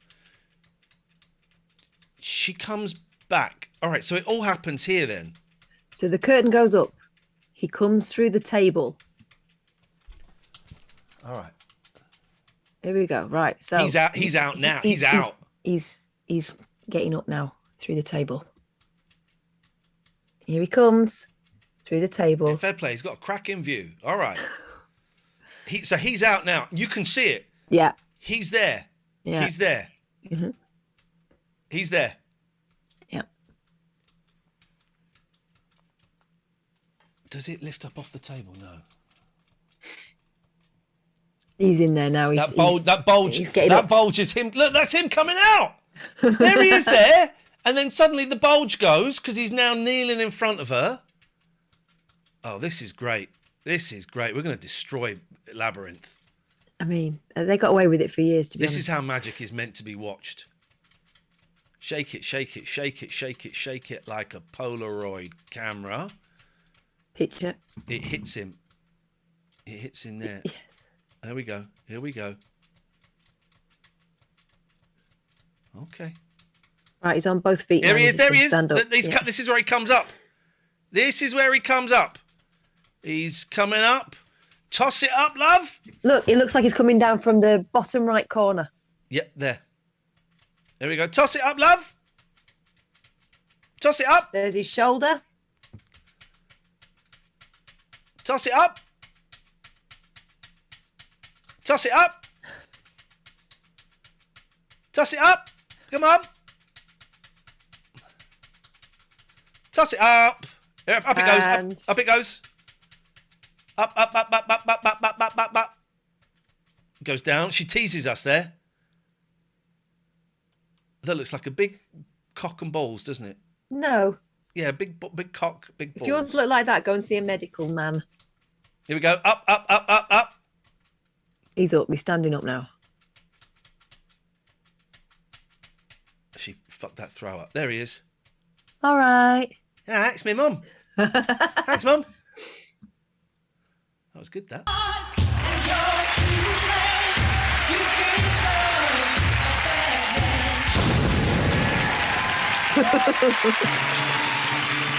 Oh! Come on, mate. Treat the lady with respect. You pulled that up Flashing the deliberately. keks. You pulled that up deliberately. Shameful. Oh. Are they... Hang on. Yeah, no, I don't think that's appropriate.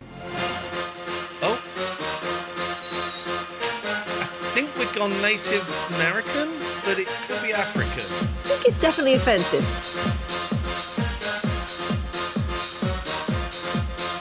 Either that or they got mauled by some sort of creature on the way in. He's got a spear.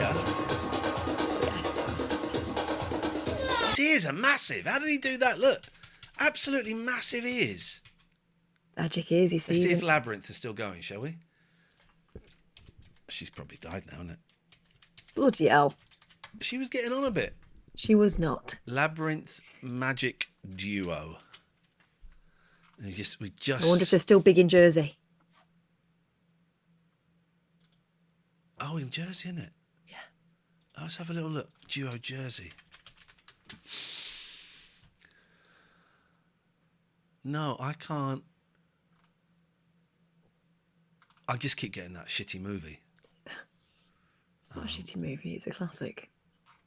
I know why you like it.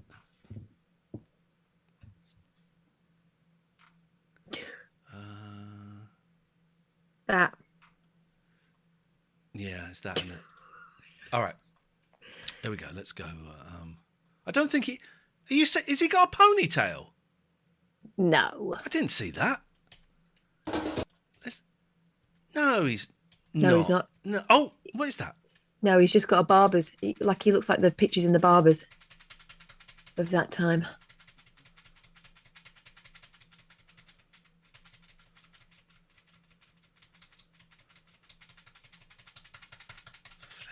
Magicians run there. Daniel is adamant. Daniel, we may apologise to you. You may apologise to us. We just don't know how this thing. He's got something. He has, look. He has. Oh my god! Oh my god! Is it a plait? It's a plait. Oh my god! He fucking has, Daniel. I'm so sorry. It's massive. That's nice. That's a rat's tail gone massive, Isn't it? It's a rat tail on steroids. All right. My cousin Stephen had a rat's tail, and they had to trick him to get it off. How did they trick Disgusting. him? Took him to the barbers, and then Daniel, you will not get a written apology. You'll get a verbal apology, which you've just had. It will not be reiterated. You've had your apology. Deal with it. Took him to the barbers and said they wouldn't cut it off, and then they cut it off. That's how they tricked him. Furious. At least they're not blacked up. That is something. That is Okay, progress. but yeah, but that's still a sentence, isn't it? If that's the best thing they can say about you, you're still doing it wrong. So he's got the spear, spinning the spear with his big ear.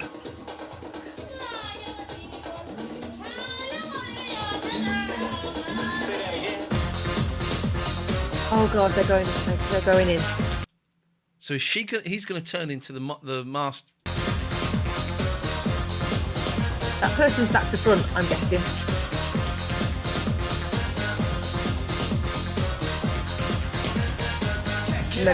Fair play. If he turns up in that fucking box, that's actual magic, yeah. My mind is blown.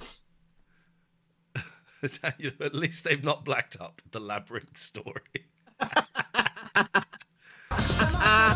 David Turners is in the house. Good evening, David. Penny for the guy. She's not in no there. one in that now. Well, where have they gone? Where have they gone? Where have they gone? They've gone through the At old. what point do they go? You can see the hands. That is a box underneath that you can go through. So you're saying that this is a mirror? Yeah, this is all for fake. fuck's sake, Catherine. This is all fake. But there's a shadow through it. No, mate, you're being tricked. Right. Isn't you can right? Still see. You can still see the hand. I bet that head was always on a stick of some kind. Oh yeah, they're a lot smaller. Right. How's he going to appear in there? And if he doesn't, this trick is shit. Tribal dance, hence the outfits. Okay. They're in that basket. But Is he in the basket? No. It'll be well, then the trick is shit. If she's in the... It'll be a sexy lady. Well, we saw her go in the basket. Well, we saw them If disappear, he doesn't come out actually. of that basket, I'm going to be fucking furious. Excuse the bad language. I do apologise. Right. What if they pull a tiger out? That'll be good. If it's just the lady, we saw her go in. Oh, he's going to stick the spear in it. There's going to be some stabbings, yeah. But she's not really in there. She's in the box underneath. There isn't a box underneath, There love. is. There is. There is. There is.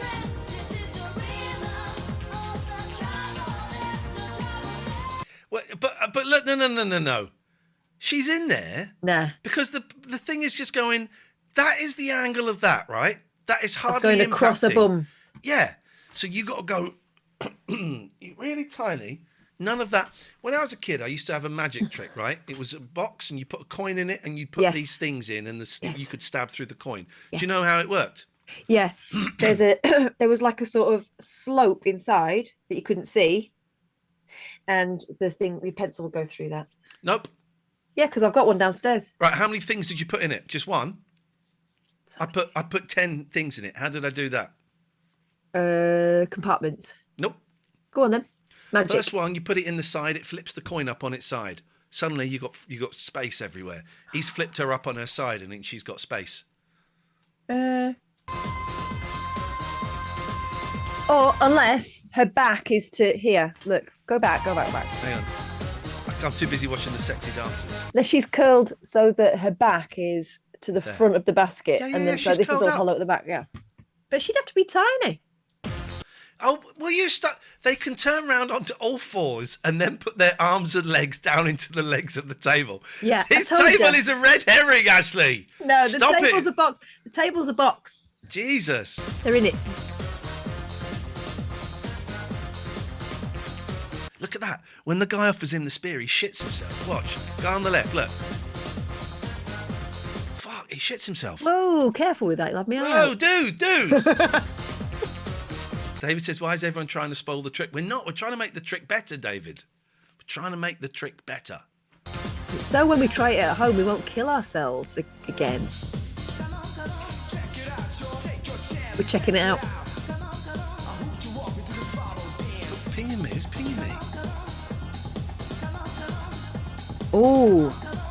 He should shove it right down the middle. Fuck. No, he did. He'll clap and down it'll the go middle. down. He'll clap and it'll go down by itself. Because she's got in the box. Well, we saw how short her skirt was. Oh, come on.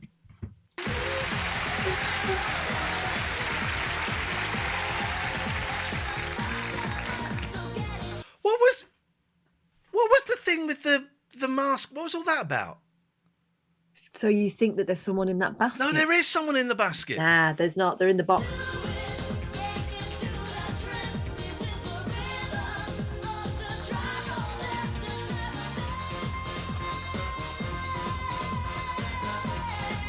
There we go. Just in case you missed it, that is actually his hair. I think it's a clip-on. I think it is a clip-on. That is his hair. Look, he goes right up there. Look. He's been to Claire's Accessories and gone absolutely flipping nuts. Visually says, I could get in that. It's huge. It's a big old basket, isn't it? It's a big old Alibaba.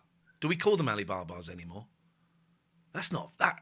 Come on, that's not racist. Alibaba. Next, there's a barber in my town called Ali Barbers. Yep. I think the guy that owns it's called Ali. So, fair enough. Right. Well, so the whole thing with the mask. She's in the box. The whole thing with the mask was irrelevant. It's so you can't see who it was in there. Well, we It know might it be a was different fucking person. If that's not his hand, I'm not interested in this trick. Well, he can't be out of the box looking inside at his hand. All right, surely. Pavlov. Not Pavlov. All right, Schrodinger. Schrodinger. Imagine Schrodinger and hang on, there's a joke in here somewhere. Go on. So Schrodinger and Pavlov order a Chinese takeaway. Yeah. And here's what happens that evening. So they order it, the doorbell goes, Pavlov shits himself, And Schrodinger isn't sure if there's any food in the box. There's something there, right? Yeah, don't open with it. Something there. I was very impressed, right? I've watched episode 9 of The Patient. Oh, it's so good. It was the tensest episode. I had to stop it for a few minutes to get my breath back. What's happening to you? I had to stop it. But there's a bit in it where he has a dream and he meets this guy called Viktor. And I went, oh, that's Viktor Frankl, who wrote Man's Search for Meaning. And you applauded yourself. I did applaud myself, actually, yeah. Snaky hand. Don't set fire to her! She's in the box, she's fine. Just stick her hand up. Check it out. Hey, Bernie. Shit.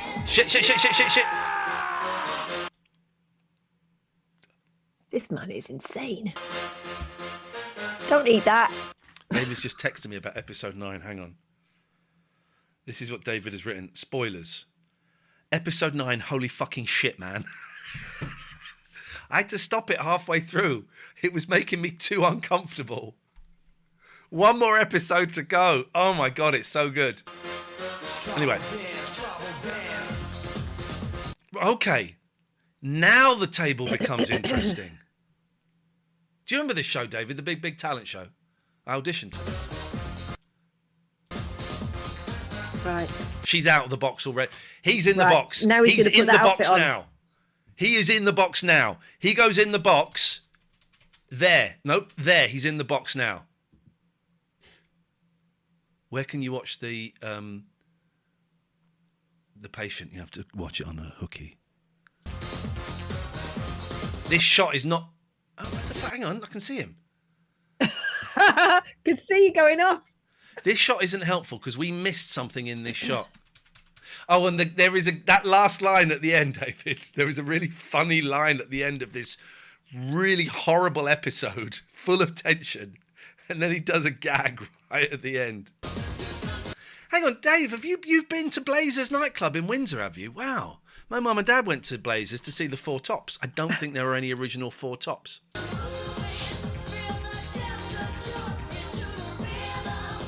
Don't look at him. Don't look at him. It's moving. She's moving. It's moving. Don't look at him. Look at the rug. It's moving. Look. She's out. I think there's wind underneath. No. She's out. She's out. She's there. She's there. She's out. She's there. Don't look at him. Don't. Oh, he looks so fucking cool though, doesn't he? Oh. If that's like not when I'm him, trying to make. It's like when I'm trying to make the bed and the cats help. Joe says the faux tops. Well done, thank you. If that's not him, it can't be him. He's standing there, man. Wow, Dave saw Martin Daniels at Blazers in Windsor supporting Tommy Cooper. Wow, holy shit! That's him. That's him. No, Frankie Valli's still out the front. Beats. Yeah. But we knew she was in there. That's not a trick. She went into a basket and then she came out of a basket. She was in the box. Looks like she's been doing cocaine or something. The trick is she went into a basket, she came out of a basket. She wasn't in the basket. She's in the box. There isn't a box. There's a box.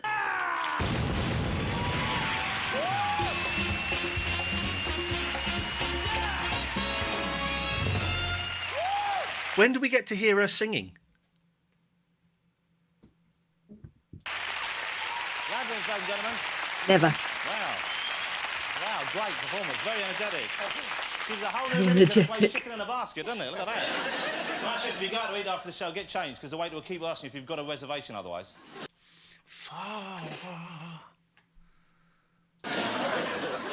You pleased how it went? Brilliant. You must be exhausted. I'm out of breath, thank you. Well done. No need to thank me. You can get out of breath. He did all the work.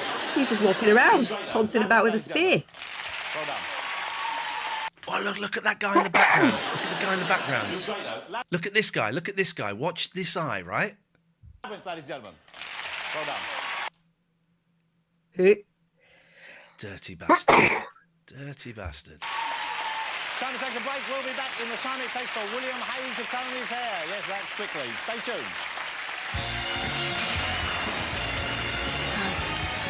Jackson and the Jailbreakers. Whoa! Whoa!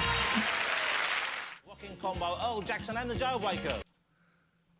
Wow, okay. I mean, there's hair, there's some real hair. There's a lot of choices happening there. Act 2 from delightful Dublin with comedian John Henderson. I recognise him. Act 3 from lovely London was musical duo Kicking Sand. Hey guys, we're Kicking Sand, and we hope you like this song. It's about a girl we both fell in love with called Lucy. Oh, Lucy, I'm loving you so much. Love your tender touch. I wanna go and do you on the rabbit hutch. I bet they Romantic. From luscious Lincolnshire illusionist Labyrinth. Act 5 from wonderful Wolverhampton was comic Jenny Jones. And Act 6 from super South Wales was singer Caroline Cooper. Ah, that's Charlotte Church's auntie. Can't believe I got audition for this. Jesus. It's one of those things when you don't get it, you think, oh, fuck. And then you, several years later, you go, well, this was a year before the 11 o'clock show. Look, 97. Audience, please, you've seen, you've heard, you've tasted. Now, please, do not linger. Use your finger. Vote now. It's the same music as the You Bet music. Well, that's it. That's as long as it takes. The audience have made their mind up. But what did our one-man focus group, Gary Bushell, make of it all? Oh, what God. the fuck? Is my live TV stuff on YouTube? No. I've got a box full of it and it's never going up. Gary, your barbs. I was thinking about that. I got a box full of stuff. Mainly VHS, but a lot of DVDs. And I thought the other day, you know what? I'm never putting that stuff up. That stuff is where it belongs, in a box in the garage. Very happy for it to be there. And bouquets, please. Good to see you. Gary Bushell, ladies and gentlemen. Show us your arms, Gary. Show us the tattoos you've got on your arms. Very big. Gary. A lot of riot on show this evening. It was a good mix, Bill. I thought, let's start with music if we may. First up were Earl Jackson and the Jailbreakers. Lots of energy. I'd obviously be a great live act, a good party band. I think because they're... His qualification for judging talent is... What now? Do you remember he used to do a Bushel on the box? Yeah.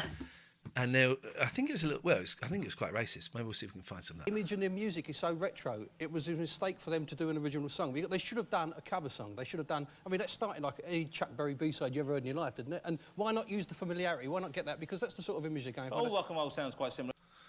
His face. Fuck off, Bush. He's not having it. Anyway, I mean, that's one of the appeals of it, you know, and I thought it was a well, nice... in that case, why not? Why not use the familiarity? Why not use the show fact they that can people write know their the material song? as well, which they can do obviously very well. Yeah, but you can't beat Chuck Berry. Why not stick to him? Do you think there's a place in the charts for music like that these days? Well, there hasn't been since the Stray Cats, has there? But that doesn't mean there shouldn't be. I think that probably the image is wrong if they want to get into the charts. So it's the wrong 50s image. I mean, that's a little bit panto the way they look now, isn't it? They should get into like the black leather look or something like that. Okay, something like that. Okay, well, Okay, that's good. Jeff, But you thanks. think they're a talented band? I thought they were very together and they'd be good live, yeah. Good band. Okay, let's move on to the second of our musical acts this evening, of course. We had the young London duo Kicking Sand. Yeah. Well, they do very well at Tony Blair Youth Rally, wouldn't they? They got their very very happy, clappy type of thing. I mean, I think that's a shame, really, because the song was a very good song, a very solid song, good hook, good summary single. You could imagine a band like maybe the Rembrandts doing that and having a hit with it. No, you can't imagine the Rembrandts having any more than the one hit they had. So but you liked what they did? I mean, I'm not quite sure. I thought they got a good future. If that's a typical song that they've created, I think they've got a great future as songwriters. At the moment, I wouldn't say they've got a great presence as performers. But presumably a lot of people start out, they've got the basic talent, and then their image is worked over by professionals, or they change over the years. Surely that's, you know, a very small criticism. Yeah, maybe so. So you think that they've got something? They've certainly got... Why does he keep asking Gary and then telling him he's wrong? Into a performance, I don't know. Let's go to our final music act this evening, Caroline Cooper, who sang at the end. Yeah, she was terrific. She had a very strong voice. I think she's probably the strongest female vocalist we've had on the series so far. A great song. She's definitely got something. I think ability to... Great, it's good to hear that. Who are always going to work live. I don't really think there's any place for them on TV at the moment, but that's, again, not criticism of them, it's criticism of TV as it is now, because there should be variety vehicles, as we often said and often agreed about. We've often said and We've often agreed about. Like the performance. What about the presentation? Because I thought that was a key part in what they were doing. Because putting the sticks through the box, we've all seen that in the variation. But I thought they gave it something quite special. You can imagine. You could picture somebody audience sitting back and being a little bit blasé. Oh yeah, the sticks through the box. But there's still, when it was happening, there was still a gasp and there was still an oh wow, gee whiz quality to it, which is great. I mean, people say, how do you think they'd work? Whatever. Carson. Hang on. For this sort of variety show at all. I think when you think of all the great charismatic comedians who come out of Ireland, from Dave Allen, from Frank Carson, and you get to a guy like that who had all the charisma of a plank of wood or something. He really was a charisma fighter. And, there is a new thing out there called personality, and you ought to try and get some. So I would have thought that you knocking him will actually help him a great deal because he's playing Edinburgh, and that's probably, to have you criticise him is probably a very positive thing, I would have thought. Maybe so. Maybe he'll put that on the poster.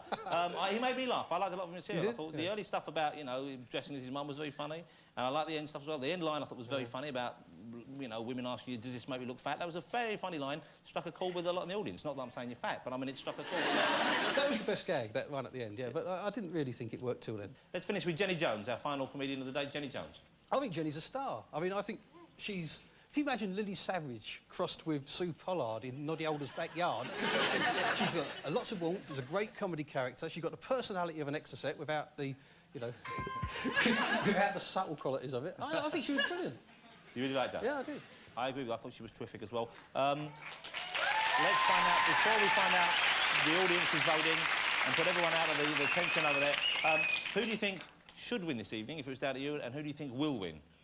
It'll be very close, but it'll probably be between Jenny and Caroline Cooper. All right. Who will be joining impressionist Kev Duncan, singer Lydia Griffiths, chanteuse Lisa Marie, boy band Fool's Gold? We're going to try and find Fool's Gold after this. Why am I thinking of Peter Kay, 2 Up, 2 Down? Oh, yes. Fool's Gold, male vocalist Steve Brookstein. Ooh. Now, that's interesting, isn't it? So he obviously qualified. Yeah. And you've guessed it, singer Nick Page. It's all singers. They've all got singers. In our final. Well, I have the results here, and I'm going to read them to you right now. The audience voted, and in third place, they liked Kicking Sand. Thank you very much. Thank you. Poor lads. With the second largest number of votes this evening, we had the terrific singer Caroline Cooper, ladies and gentlemen. I bet all these people have been recruited, haven't they? And in first place, and going through the place in our final, it was comedian Jenny Jones, ladies and gentlemen.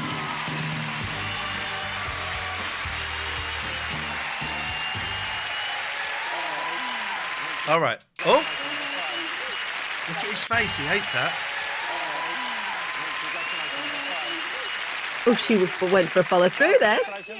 Obviously, you're quite happy, I would have thought. Oh, lovely. It does mean we have to put up with your clarinet playing again, doesn't it? Oh, no, I'm very talented, very versatile. I can tap dance, sing, everything. Ventriloquism. The mind boggles. Congratulations, Jenny Jones. Congratulations to all who acted this evening. All right, so we want to find Fool's Gold. Big talent show, Fool's Gold. Fool's Gold.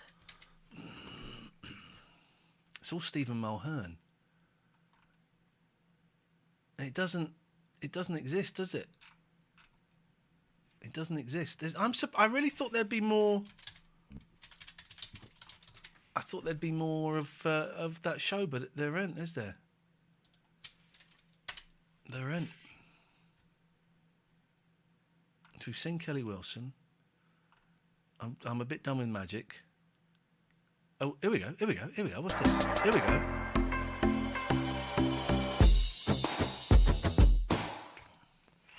This is like... By the way, I'm starting to feel very, very tired, so we're going to stop in a little bit, guys. My nose is starting to run. Okay, I've got COVID. You just got cold, all right? I've got a thing that kills Or people. I've got the thing that's coming next, so... It's true, good point.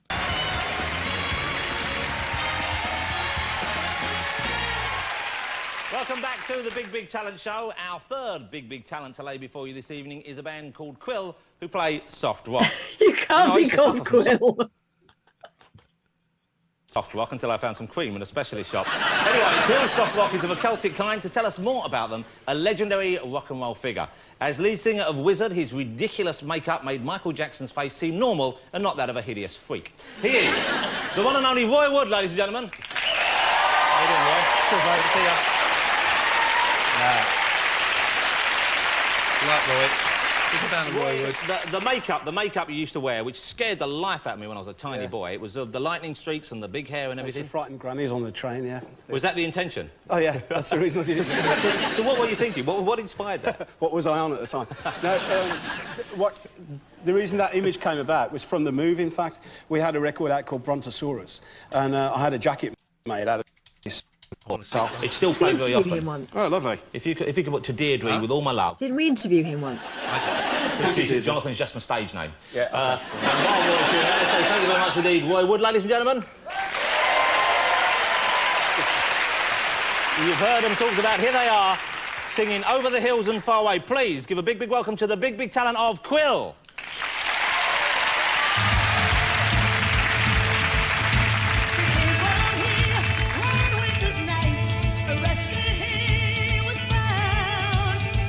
Whoa, there's a violin cam, and it's making me nauseous.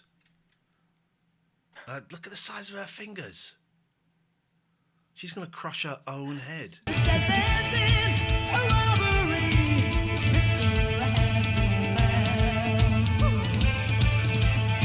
Do you know what? I was with it until then. I was with it until then.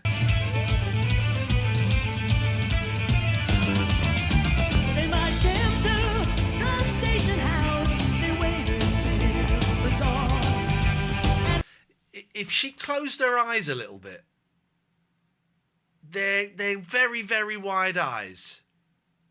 Carol Kirkwood before she went weather.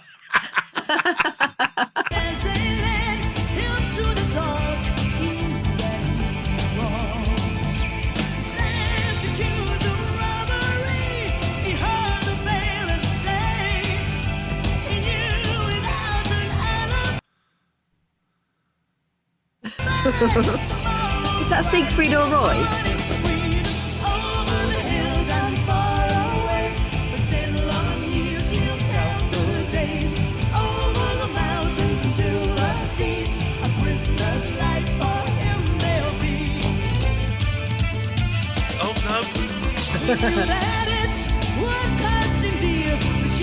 This is all right.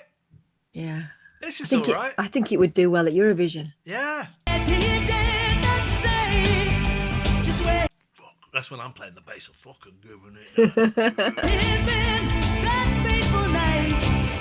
I want to know when we're going to see the top hat shot. It's got a camera going in there. I don't think that's. I think that's like a third eye, isn't it? A duo.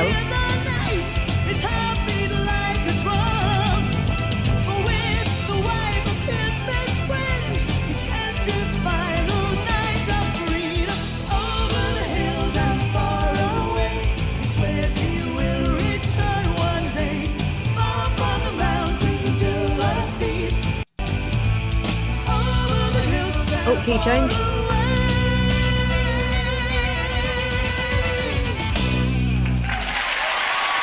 That was all right. I like that. Harry Bushell won't.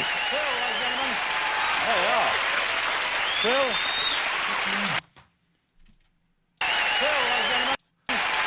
Look at how thin the bass player's legs are. Look at that. Yeah. There's nothing there. He had to keep doing his head to keep his balance. There we are. Phil. What about that? Rocking. Roy, congratulations, lovely. Sounded great, didn't they? You know, you That guy in the back looks like Fabio. Not only have you been singing, you're running around like a lunatic around here, didn't you?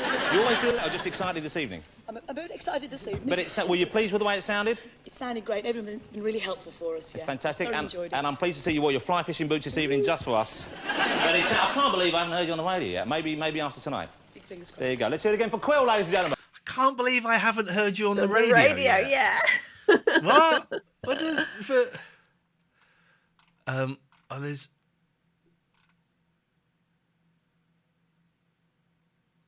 There is a little bit more. All right, hang on. Bartok. Let's try Bartok. Yeah, sure. We'll stop in a minute, 'cause I'll get quite a bit. Hungarian composer Bartok, or to give him his full name, on Ilkley Moor Bartok. To tell us more about the band, we have a mate of theirs, Stevie Bill. Say hi to Stevie.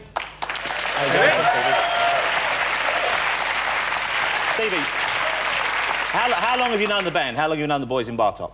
I have known them since school. I was at school with Strong Dave, who's the bass player in the band, and I've known the others, well, the drummer, Scott.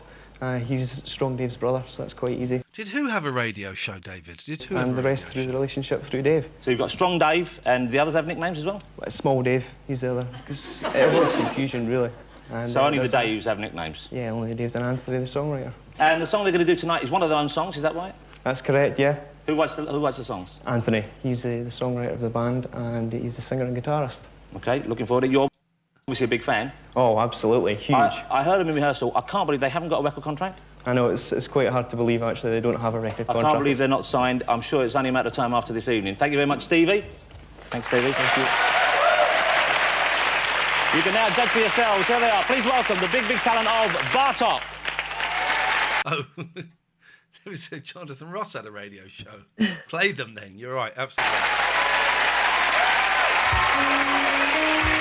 Oh, he's got a megaphone. He's going to sing through a megaphone. All the people come to town. Look at all the prizes. He's going to do that.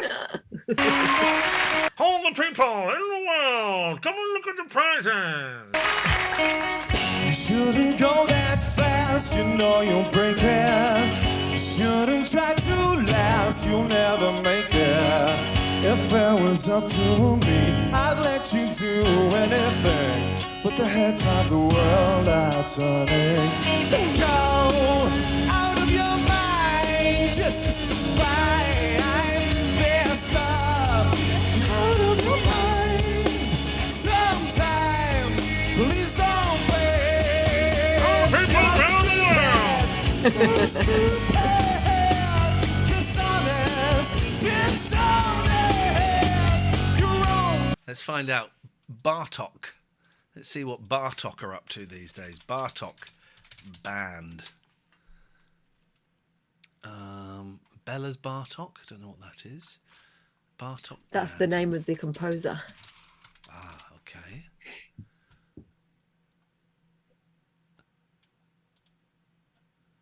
There's a Facebook page. Ah, they haven't posted since 2012. Oh. All the people around the world. I just want to hear that bit. There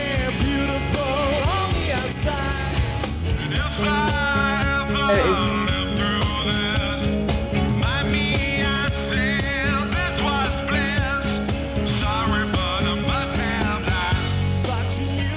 Oh, I like it. Everyone who says this and don't like it, they're idiots. This is great. This is great. I love this.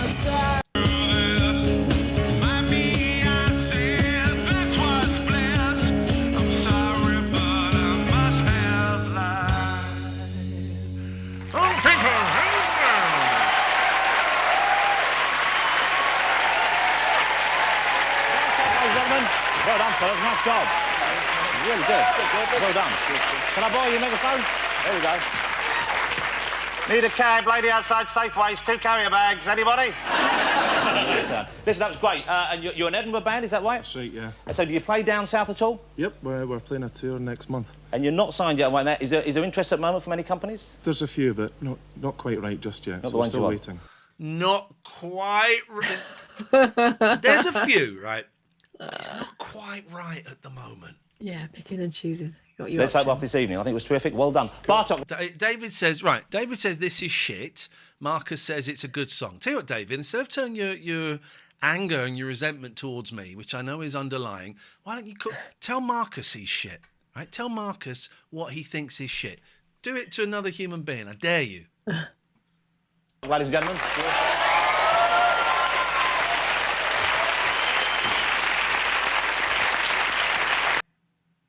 I like that. I like Bartok. Big fan of Bartok. Right, final bit, because I'm fucking... dying. Are you fading? Should be quiet, please. That was act number 3, Lydia Griffith. Our fourth act this evening loves comedy. He must do what he supports. Oh, isn't that bastard? Jesus Christ. You can shove your hand up its arse and work it as a ventriloquist dummy. I told you what happened the other day. So I was walking around the corner to my mum's and they always follow me. So Yoshi and Yoko were following me and it was sort of half light. And in the distance across the green, we could see a woman with a dog. And I'm always sort of very conscious of that when they follow me around to my mum's, because the wrong dog is going to get them because they've got absolutely no sense whatsoever. So I'm watching across the green and she's watching me and I'm thinking she's noticed their cats. No, she hadn't noticed there were cats until Yoko, from walking next to me at my ankle, all of a sudden shot off and jumped up a tree. And the woman went, whoa. Whoa. I thought they were dogs. Went, are they cats? Tell me they're cats. I went, yeah, they're cats. She said, I thought they were dogs. And all of a sudden one of them sprints up a tree. Yoko loves a tree. Really does. Right. Well, David and Marcus... Sorry, carry on, Catherine. You haven't finished. I was just saying Yoshi's too big, he can't be asked, but Yoko's always up a tree.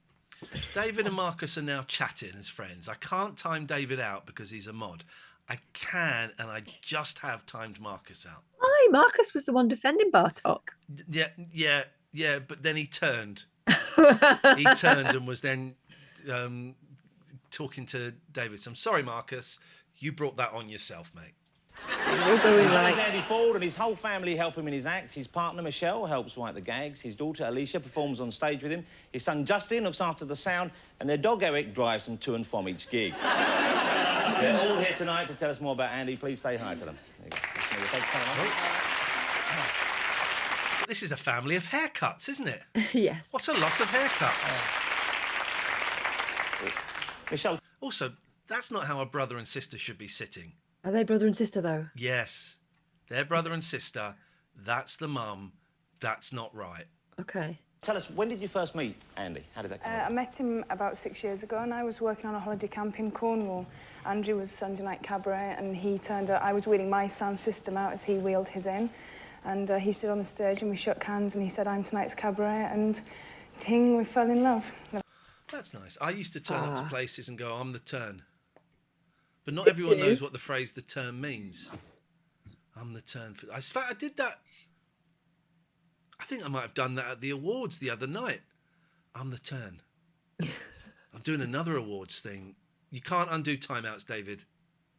I'm going to time you out from my heart. I'm doing another awards thing. It's going to be a late night, and then I'm doing the radio show the next day. That'll be fun. That'll be fun. I've had to order. You have to do a Holly and Phil and pretend to be drunk. Yeah. We're at the TV awards and we're drunk. Fuck off. So it was like love at first sight. Yeah. He's not trying to undo the timeout, Marcus. He's just saying that. No, and Marcus is not getting Call of Duty. I'm getting it tomorrow for free. Oh. I've had my email saying I'm getting it, and David put me in touch with them. David's not had his email saying he's getting it. I love it when it works out like that. I love it. I love it. And then you were ill afterwards, yeah, is that? But that's a lovely story. I like that story. It's nice. Was he doing comedy then? You said he was singing. Give them 3 chairs. Hip, hip. Hooray. No. I'm so fucking out of it. I can't want to sit on Jonathan's chair, on the arm of his chair. Did he do any comedy he was singing, doing some comedy in between songs. But he was sort of doing a mixture of the two. Alicia, let me ask you, what do you do? Because you perform sometimes with your dad, don't you? Yeah, I'm currently in a show with him, dancing, and I've done a few before as well. But it's really, really good fun. Yeah.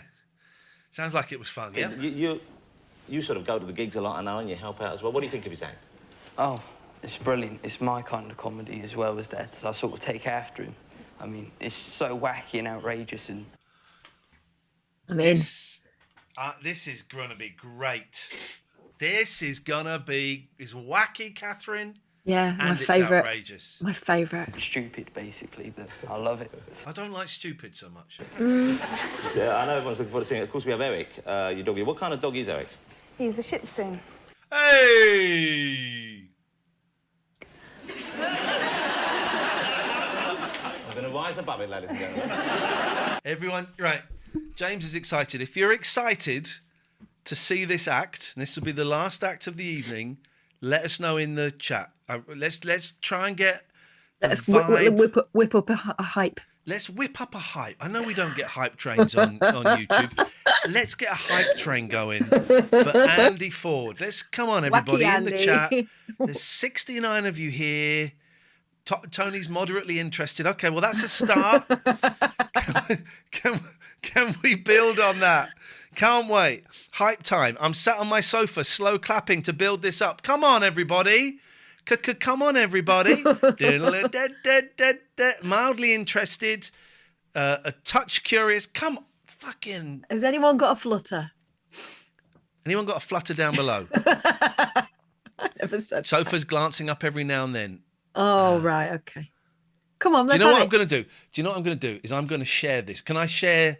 I'm going to share this video, right? We're going to put this on Twitter for the end of this. Here we go. This is too good to waste, right? Too good to waste. Last few minutes of tonight's show are happening now. Yeah. You can watch for free, but you must bring come excitement in and bring excitement. Bring excitement. Everyone here who has paid is miserable. We need enthusiasm. We need, put need in capitals, enthusiasm. We are watching the big talent show. Does Jonathan Ross still follow me? Should we see? I think he did, then he stopped. Jonathan Ross. Jonathan. He still follows me. He still follows me. Game he follows tagged. 10,000 people, but he follows me. Game tagged. Here we go. Let's. What is this?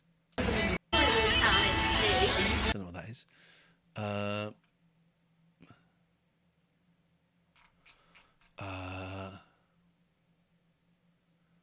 Okay, so come on, everybody. Let's watch these numbers go up now. Numbers are going to go up now. It's about to get real. David's put us on the big screen in the front room. The sink full of dishes is looking more tempting by the minute. Fuck off, Daniel. Food. Visionaries laid out on the sofa. All right. Cats are interested. Just going to get the neighbours around, says Ashley. Tony says, I cannot effing wait. And he actually put effing. David Turner has pooped his pants. John says, I hope it's worth it. I need a piddle. I've phoned all the neighbours. I'm that excited. This is it. Right. We've gone from 69. We've shot right up to 70.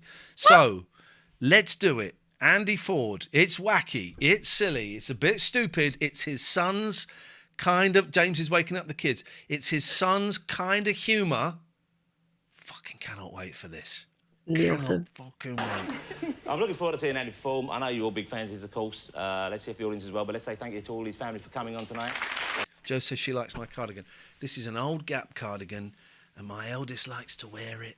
It's full of holes, and it keeps me nice and warm when I'm not feeling very well. I've got COVID. Riddled with disease. She has got her hand up his anus. Look, she's doing the ventriloquist face as well. Yeah, it's a little bit silly and a bit wacky. Here we go. And now you can see how you feel about him as well. Please welcome the big Let's have it. of Let's Andy have it. Ford. This is it, right? We are in now. It is Andy Ford. Hang on a minute. The fucking computer game show alive. Oi! Come here. They couldn't be less interested in this. I thought David was here. Unbelievable. Cheek. Oh, yeah, we're here. Watching See a Friend. Watching you. Haunted Hollow Joe, I've joined this free part. Should I be ashamed for not paying? No, you are very welcome, Joe, because it turns out the people that paid aren't showing the excitement. We're about to watch Andy Ford on the big talent show. Yeah. Do some comedy. It's a little bit silly, a bit wacky, it's stupid. His son says it's his kind of comedy. It's brilliant. Yeah, so here we go. Ladies and gentlemen.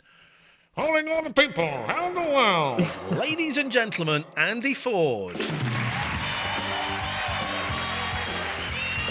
Oh. Oh, I don't like this prick. There's an Fucking outfit. hell. There's an outfit. He looks... Oh, did you see Terry Christian sending me playlists the other day? That was nice, wasn't it? That was kind. I can't hear properly because of my ears, but I know I'm being rude. I'm being rude. I'm being rude. This is going to be it. Great start. Wacky shirt, trousers high, braces. Hey! Does that. That's why I'm doing an awards thing in a couple of weeks. I'm going to come and go, hey! You want some trousers with a great big long zip like his. I got to do 5-10 minutes at the start. It's just going to be this. Hey! Whoa. Hang on a minute. Haunted Hollow Joe, who's come in for free, that's not a criticism, says, we've seen Andy Ford in pantomime in Plymouth. Holy shit, that's insane, right? It was meant to be. It was meant to be. And can I just say, people that pay for this stuff, thank you. I've put it on for free. We've got 7 more viewers. That's disrespectful. Yeah. That's disrespectful. Can't give it away, turns out. Here we go. Was he wacky? Haunted Hollow Joe is asked. This was meant to be. All right, here we go. So, can I just say, like, right at the beginning of this little spot... I recognise him. I don't know if you do recognise him or you recognise the person that he's based on. Because I recognise this act. Yes. I think I recognise the face. Continue. Lovely crowd, some of you are. That's like genuine, cross my heart, hope to work for Channel 5. In fact, as I look around the studio, there's only about 4 or 5 of you that I really don't like. So that's... We've seen him on another talent show. I think so. We've seen this guy before. Or in Panto. Not in Plymouth. He's a bit Norvell. Yeah. Yes. He's a bit Matthew Kelly. But I'm going to say, there is a charm there. I'm intrigued. Bit Stu Francis. Yeah. You don't see many collarless shirts these days, says Graham. I've got 2. A granddad shirt, if you will. Yeah, but I would never do the top. I wouldn't do the top button, and I would undo the next button down. But I am a little bit nervous, obviously. And if you look at me closely, you might just detect a little bit of shaking. But that's just flipping nerves. Just have a close look. Ready? Go. Did you pick that up? I like this guy. Thing. See, what you won't realise is underneath all this clothes, I am, in fact, completely naked. I would be embarrassed if this was my dad, though. I would be embarrassed if this guy was my dad. Right. Wouldn't you? I'd be surprised if it was my dad, because I'm going on holiday with the other fella next week. But I want to give you everything tonight, and I'd like to start off by showing my versatility and doing... That was nice, my versatility.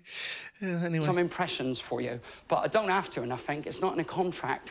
It's just that you look like a receiving sort of audience, and personally, I'm in the mood for giving, so we should take advantage of the situation before it goes well. Oh, I like this guy a lot. Yeah, I think he's good. I like this guy. He's brilliant.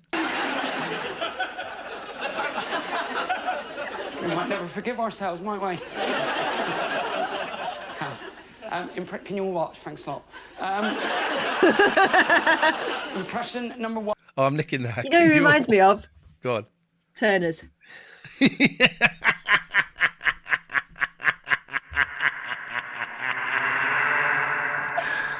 Turner's, isn't it? Bit of a Wally. Wacky. Wacky and brilliant. Orléans. You notice I'm doing the accent there. Of course, a lot of comedians can't do the accents, can they? That's quite sad, isn't it? But I'm one of the few that can. So... A lot of the comedians can't do the accents, can they? That's a bit sad. Oh, this guy's brilliant. Lady all the way from Orléans, near Paris, in Germany.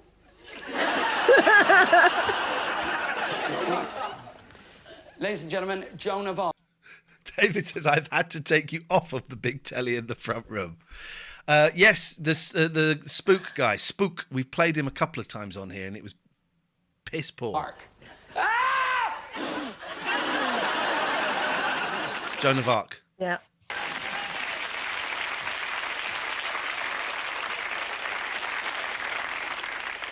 I'm going to do another one right now. This is number 2. A man, what's really stupid. I haven't done it yet. A man, what's really stupid, putting on deodorant.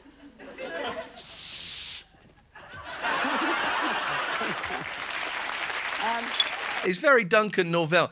Duncan Norvell's act is hideously offensive, apart from the jokes, because we watched a bit. The jokes are really funny, but all that gay baiting and, all that stuff's fucking horrible. The jokes are funny. Yeah, and he was actually very charming. He didn't need to do that so much. This guy's funny. Yeah, he is. It's old-fashioned and it's gentle, isn't it?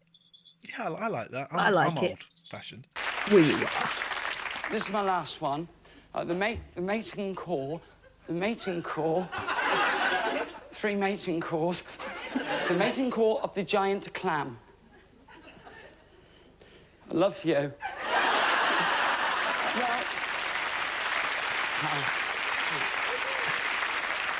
But I just sort of thought it might have been that some of you have seen me before. You might have recognised me. That's why you're smiling. Because if you have travelled extensively on the continent... Oh, Jesus! Hang on a minute. Who's ringing you up? From the 70s. Hello, Daddy. Hey, man, can I give you a call in about 5 minutes? I'm just doing a stream, and then but we're going to end it, because if I'm honest, Catherine's really getting on my nerves tonight. I am not. She's been a real pain in the backside. And some of the viewers, like David Turner's like that.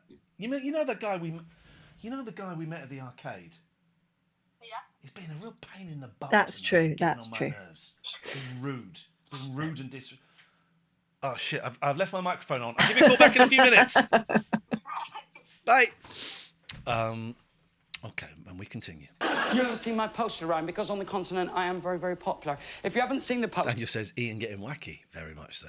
You won't know what I'm on about, so I'll do a demonstration of the poster. That kid would be embarrassed right if that was his so dad. You know Oh, exactly hang on. what I'm It was his talking about. dad. Stay there a minute. Thanks. You're very attractive. Oh, she was one of the magicians ladies. Yeah. So they're BBTS staff. They must be, yeah. Professional passers of things. You're very attractive.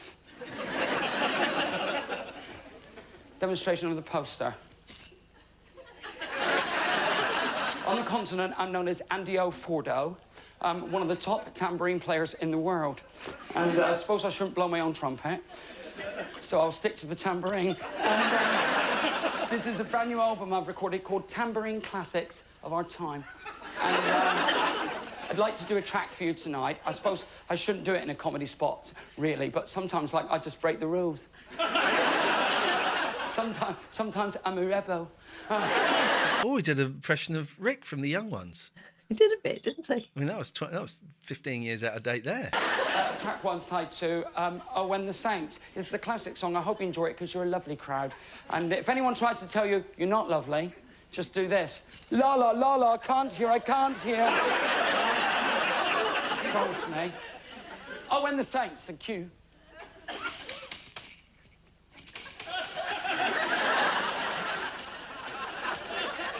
All right, thanks very much. All right. I like him. I don't know how much of him I can take.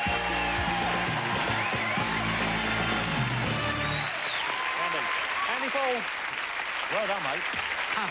You know what's funny? I was seeing that when you came out, first of all, I think the audience just thought you were just daft. And then you won them over completely. Is he going to... Now, what is he going to do? Is he going to stay in character? Yes. Is he going to come out? Were you nervous? No, why did they think I was daft? You've got a lovely family. Thanks for being along. Andy Ford, ladies and gentlemen. We have 2 more acts still to see.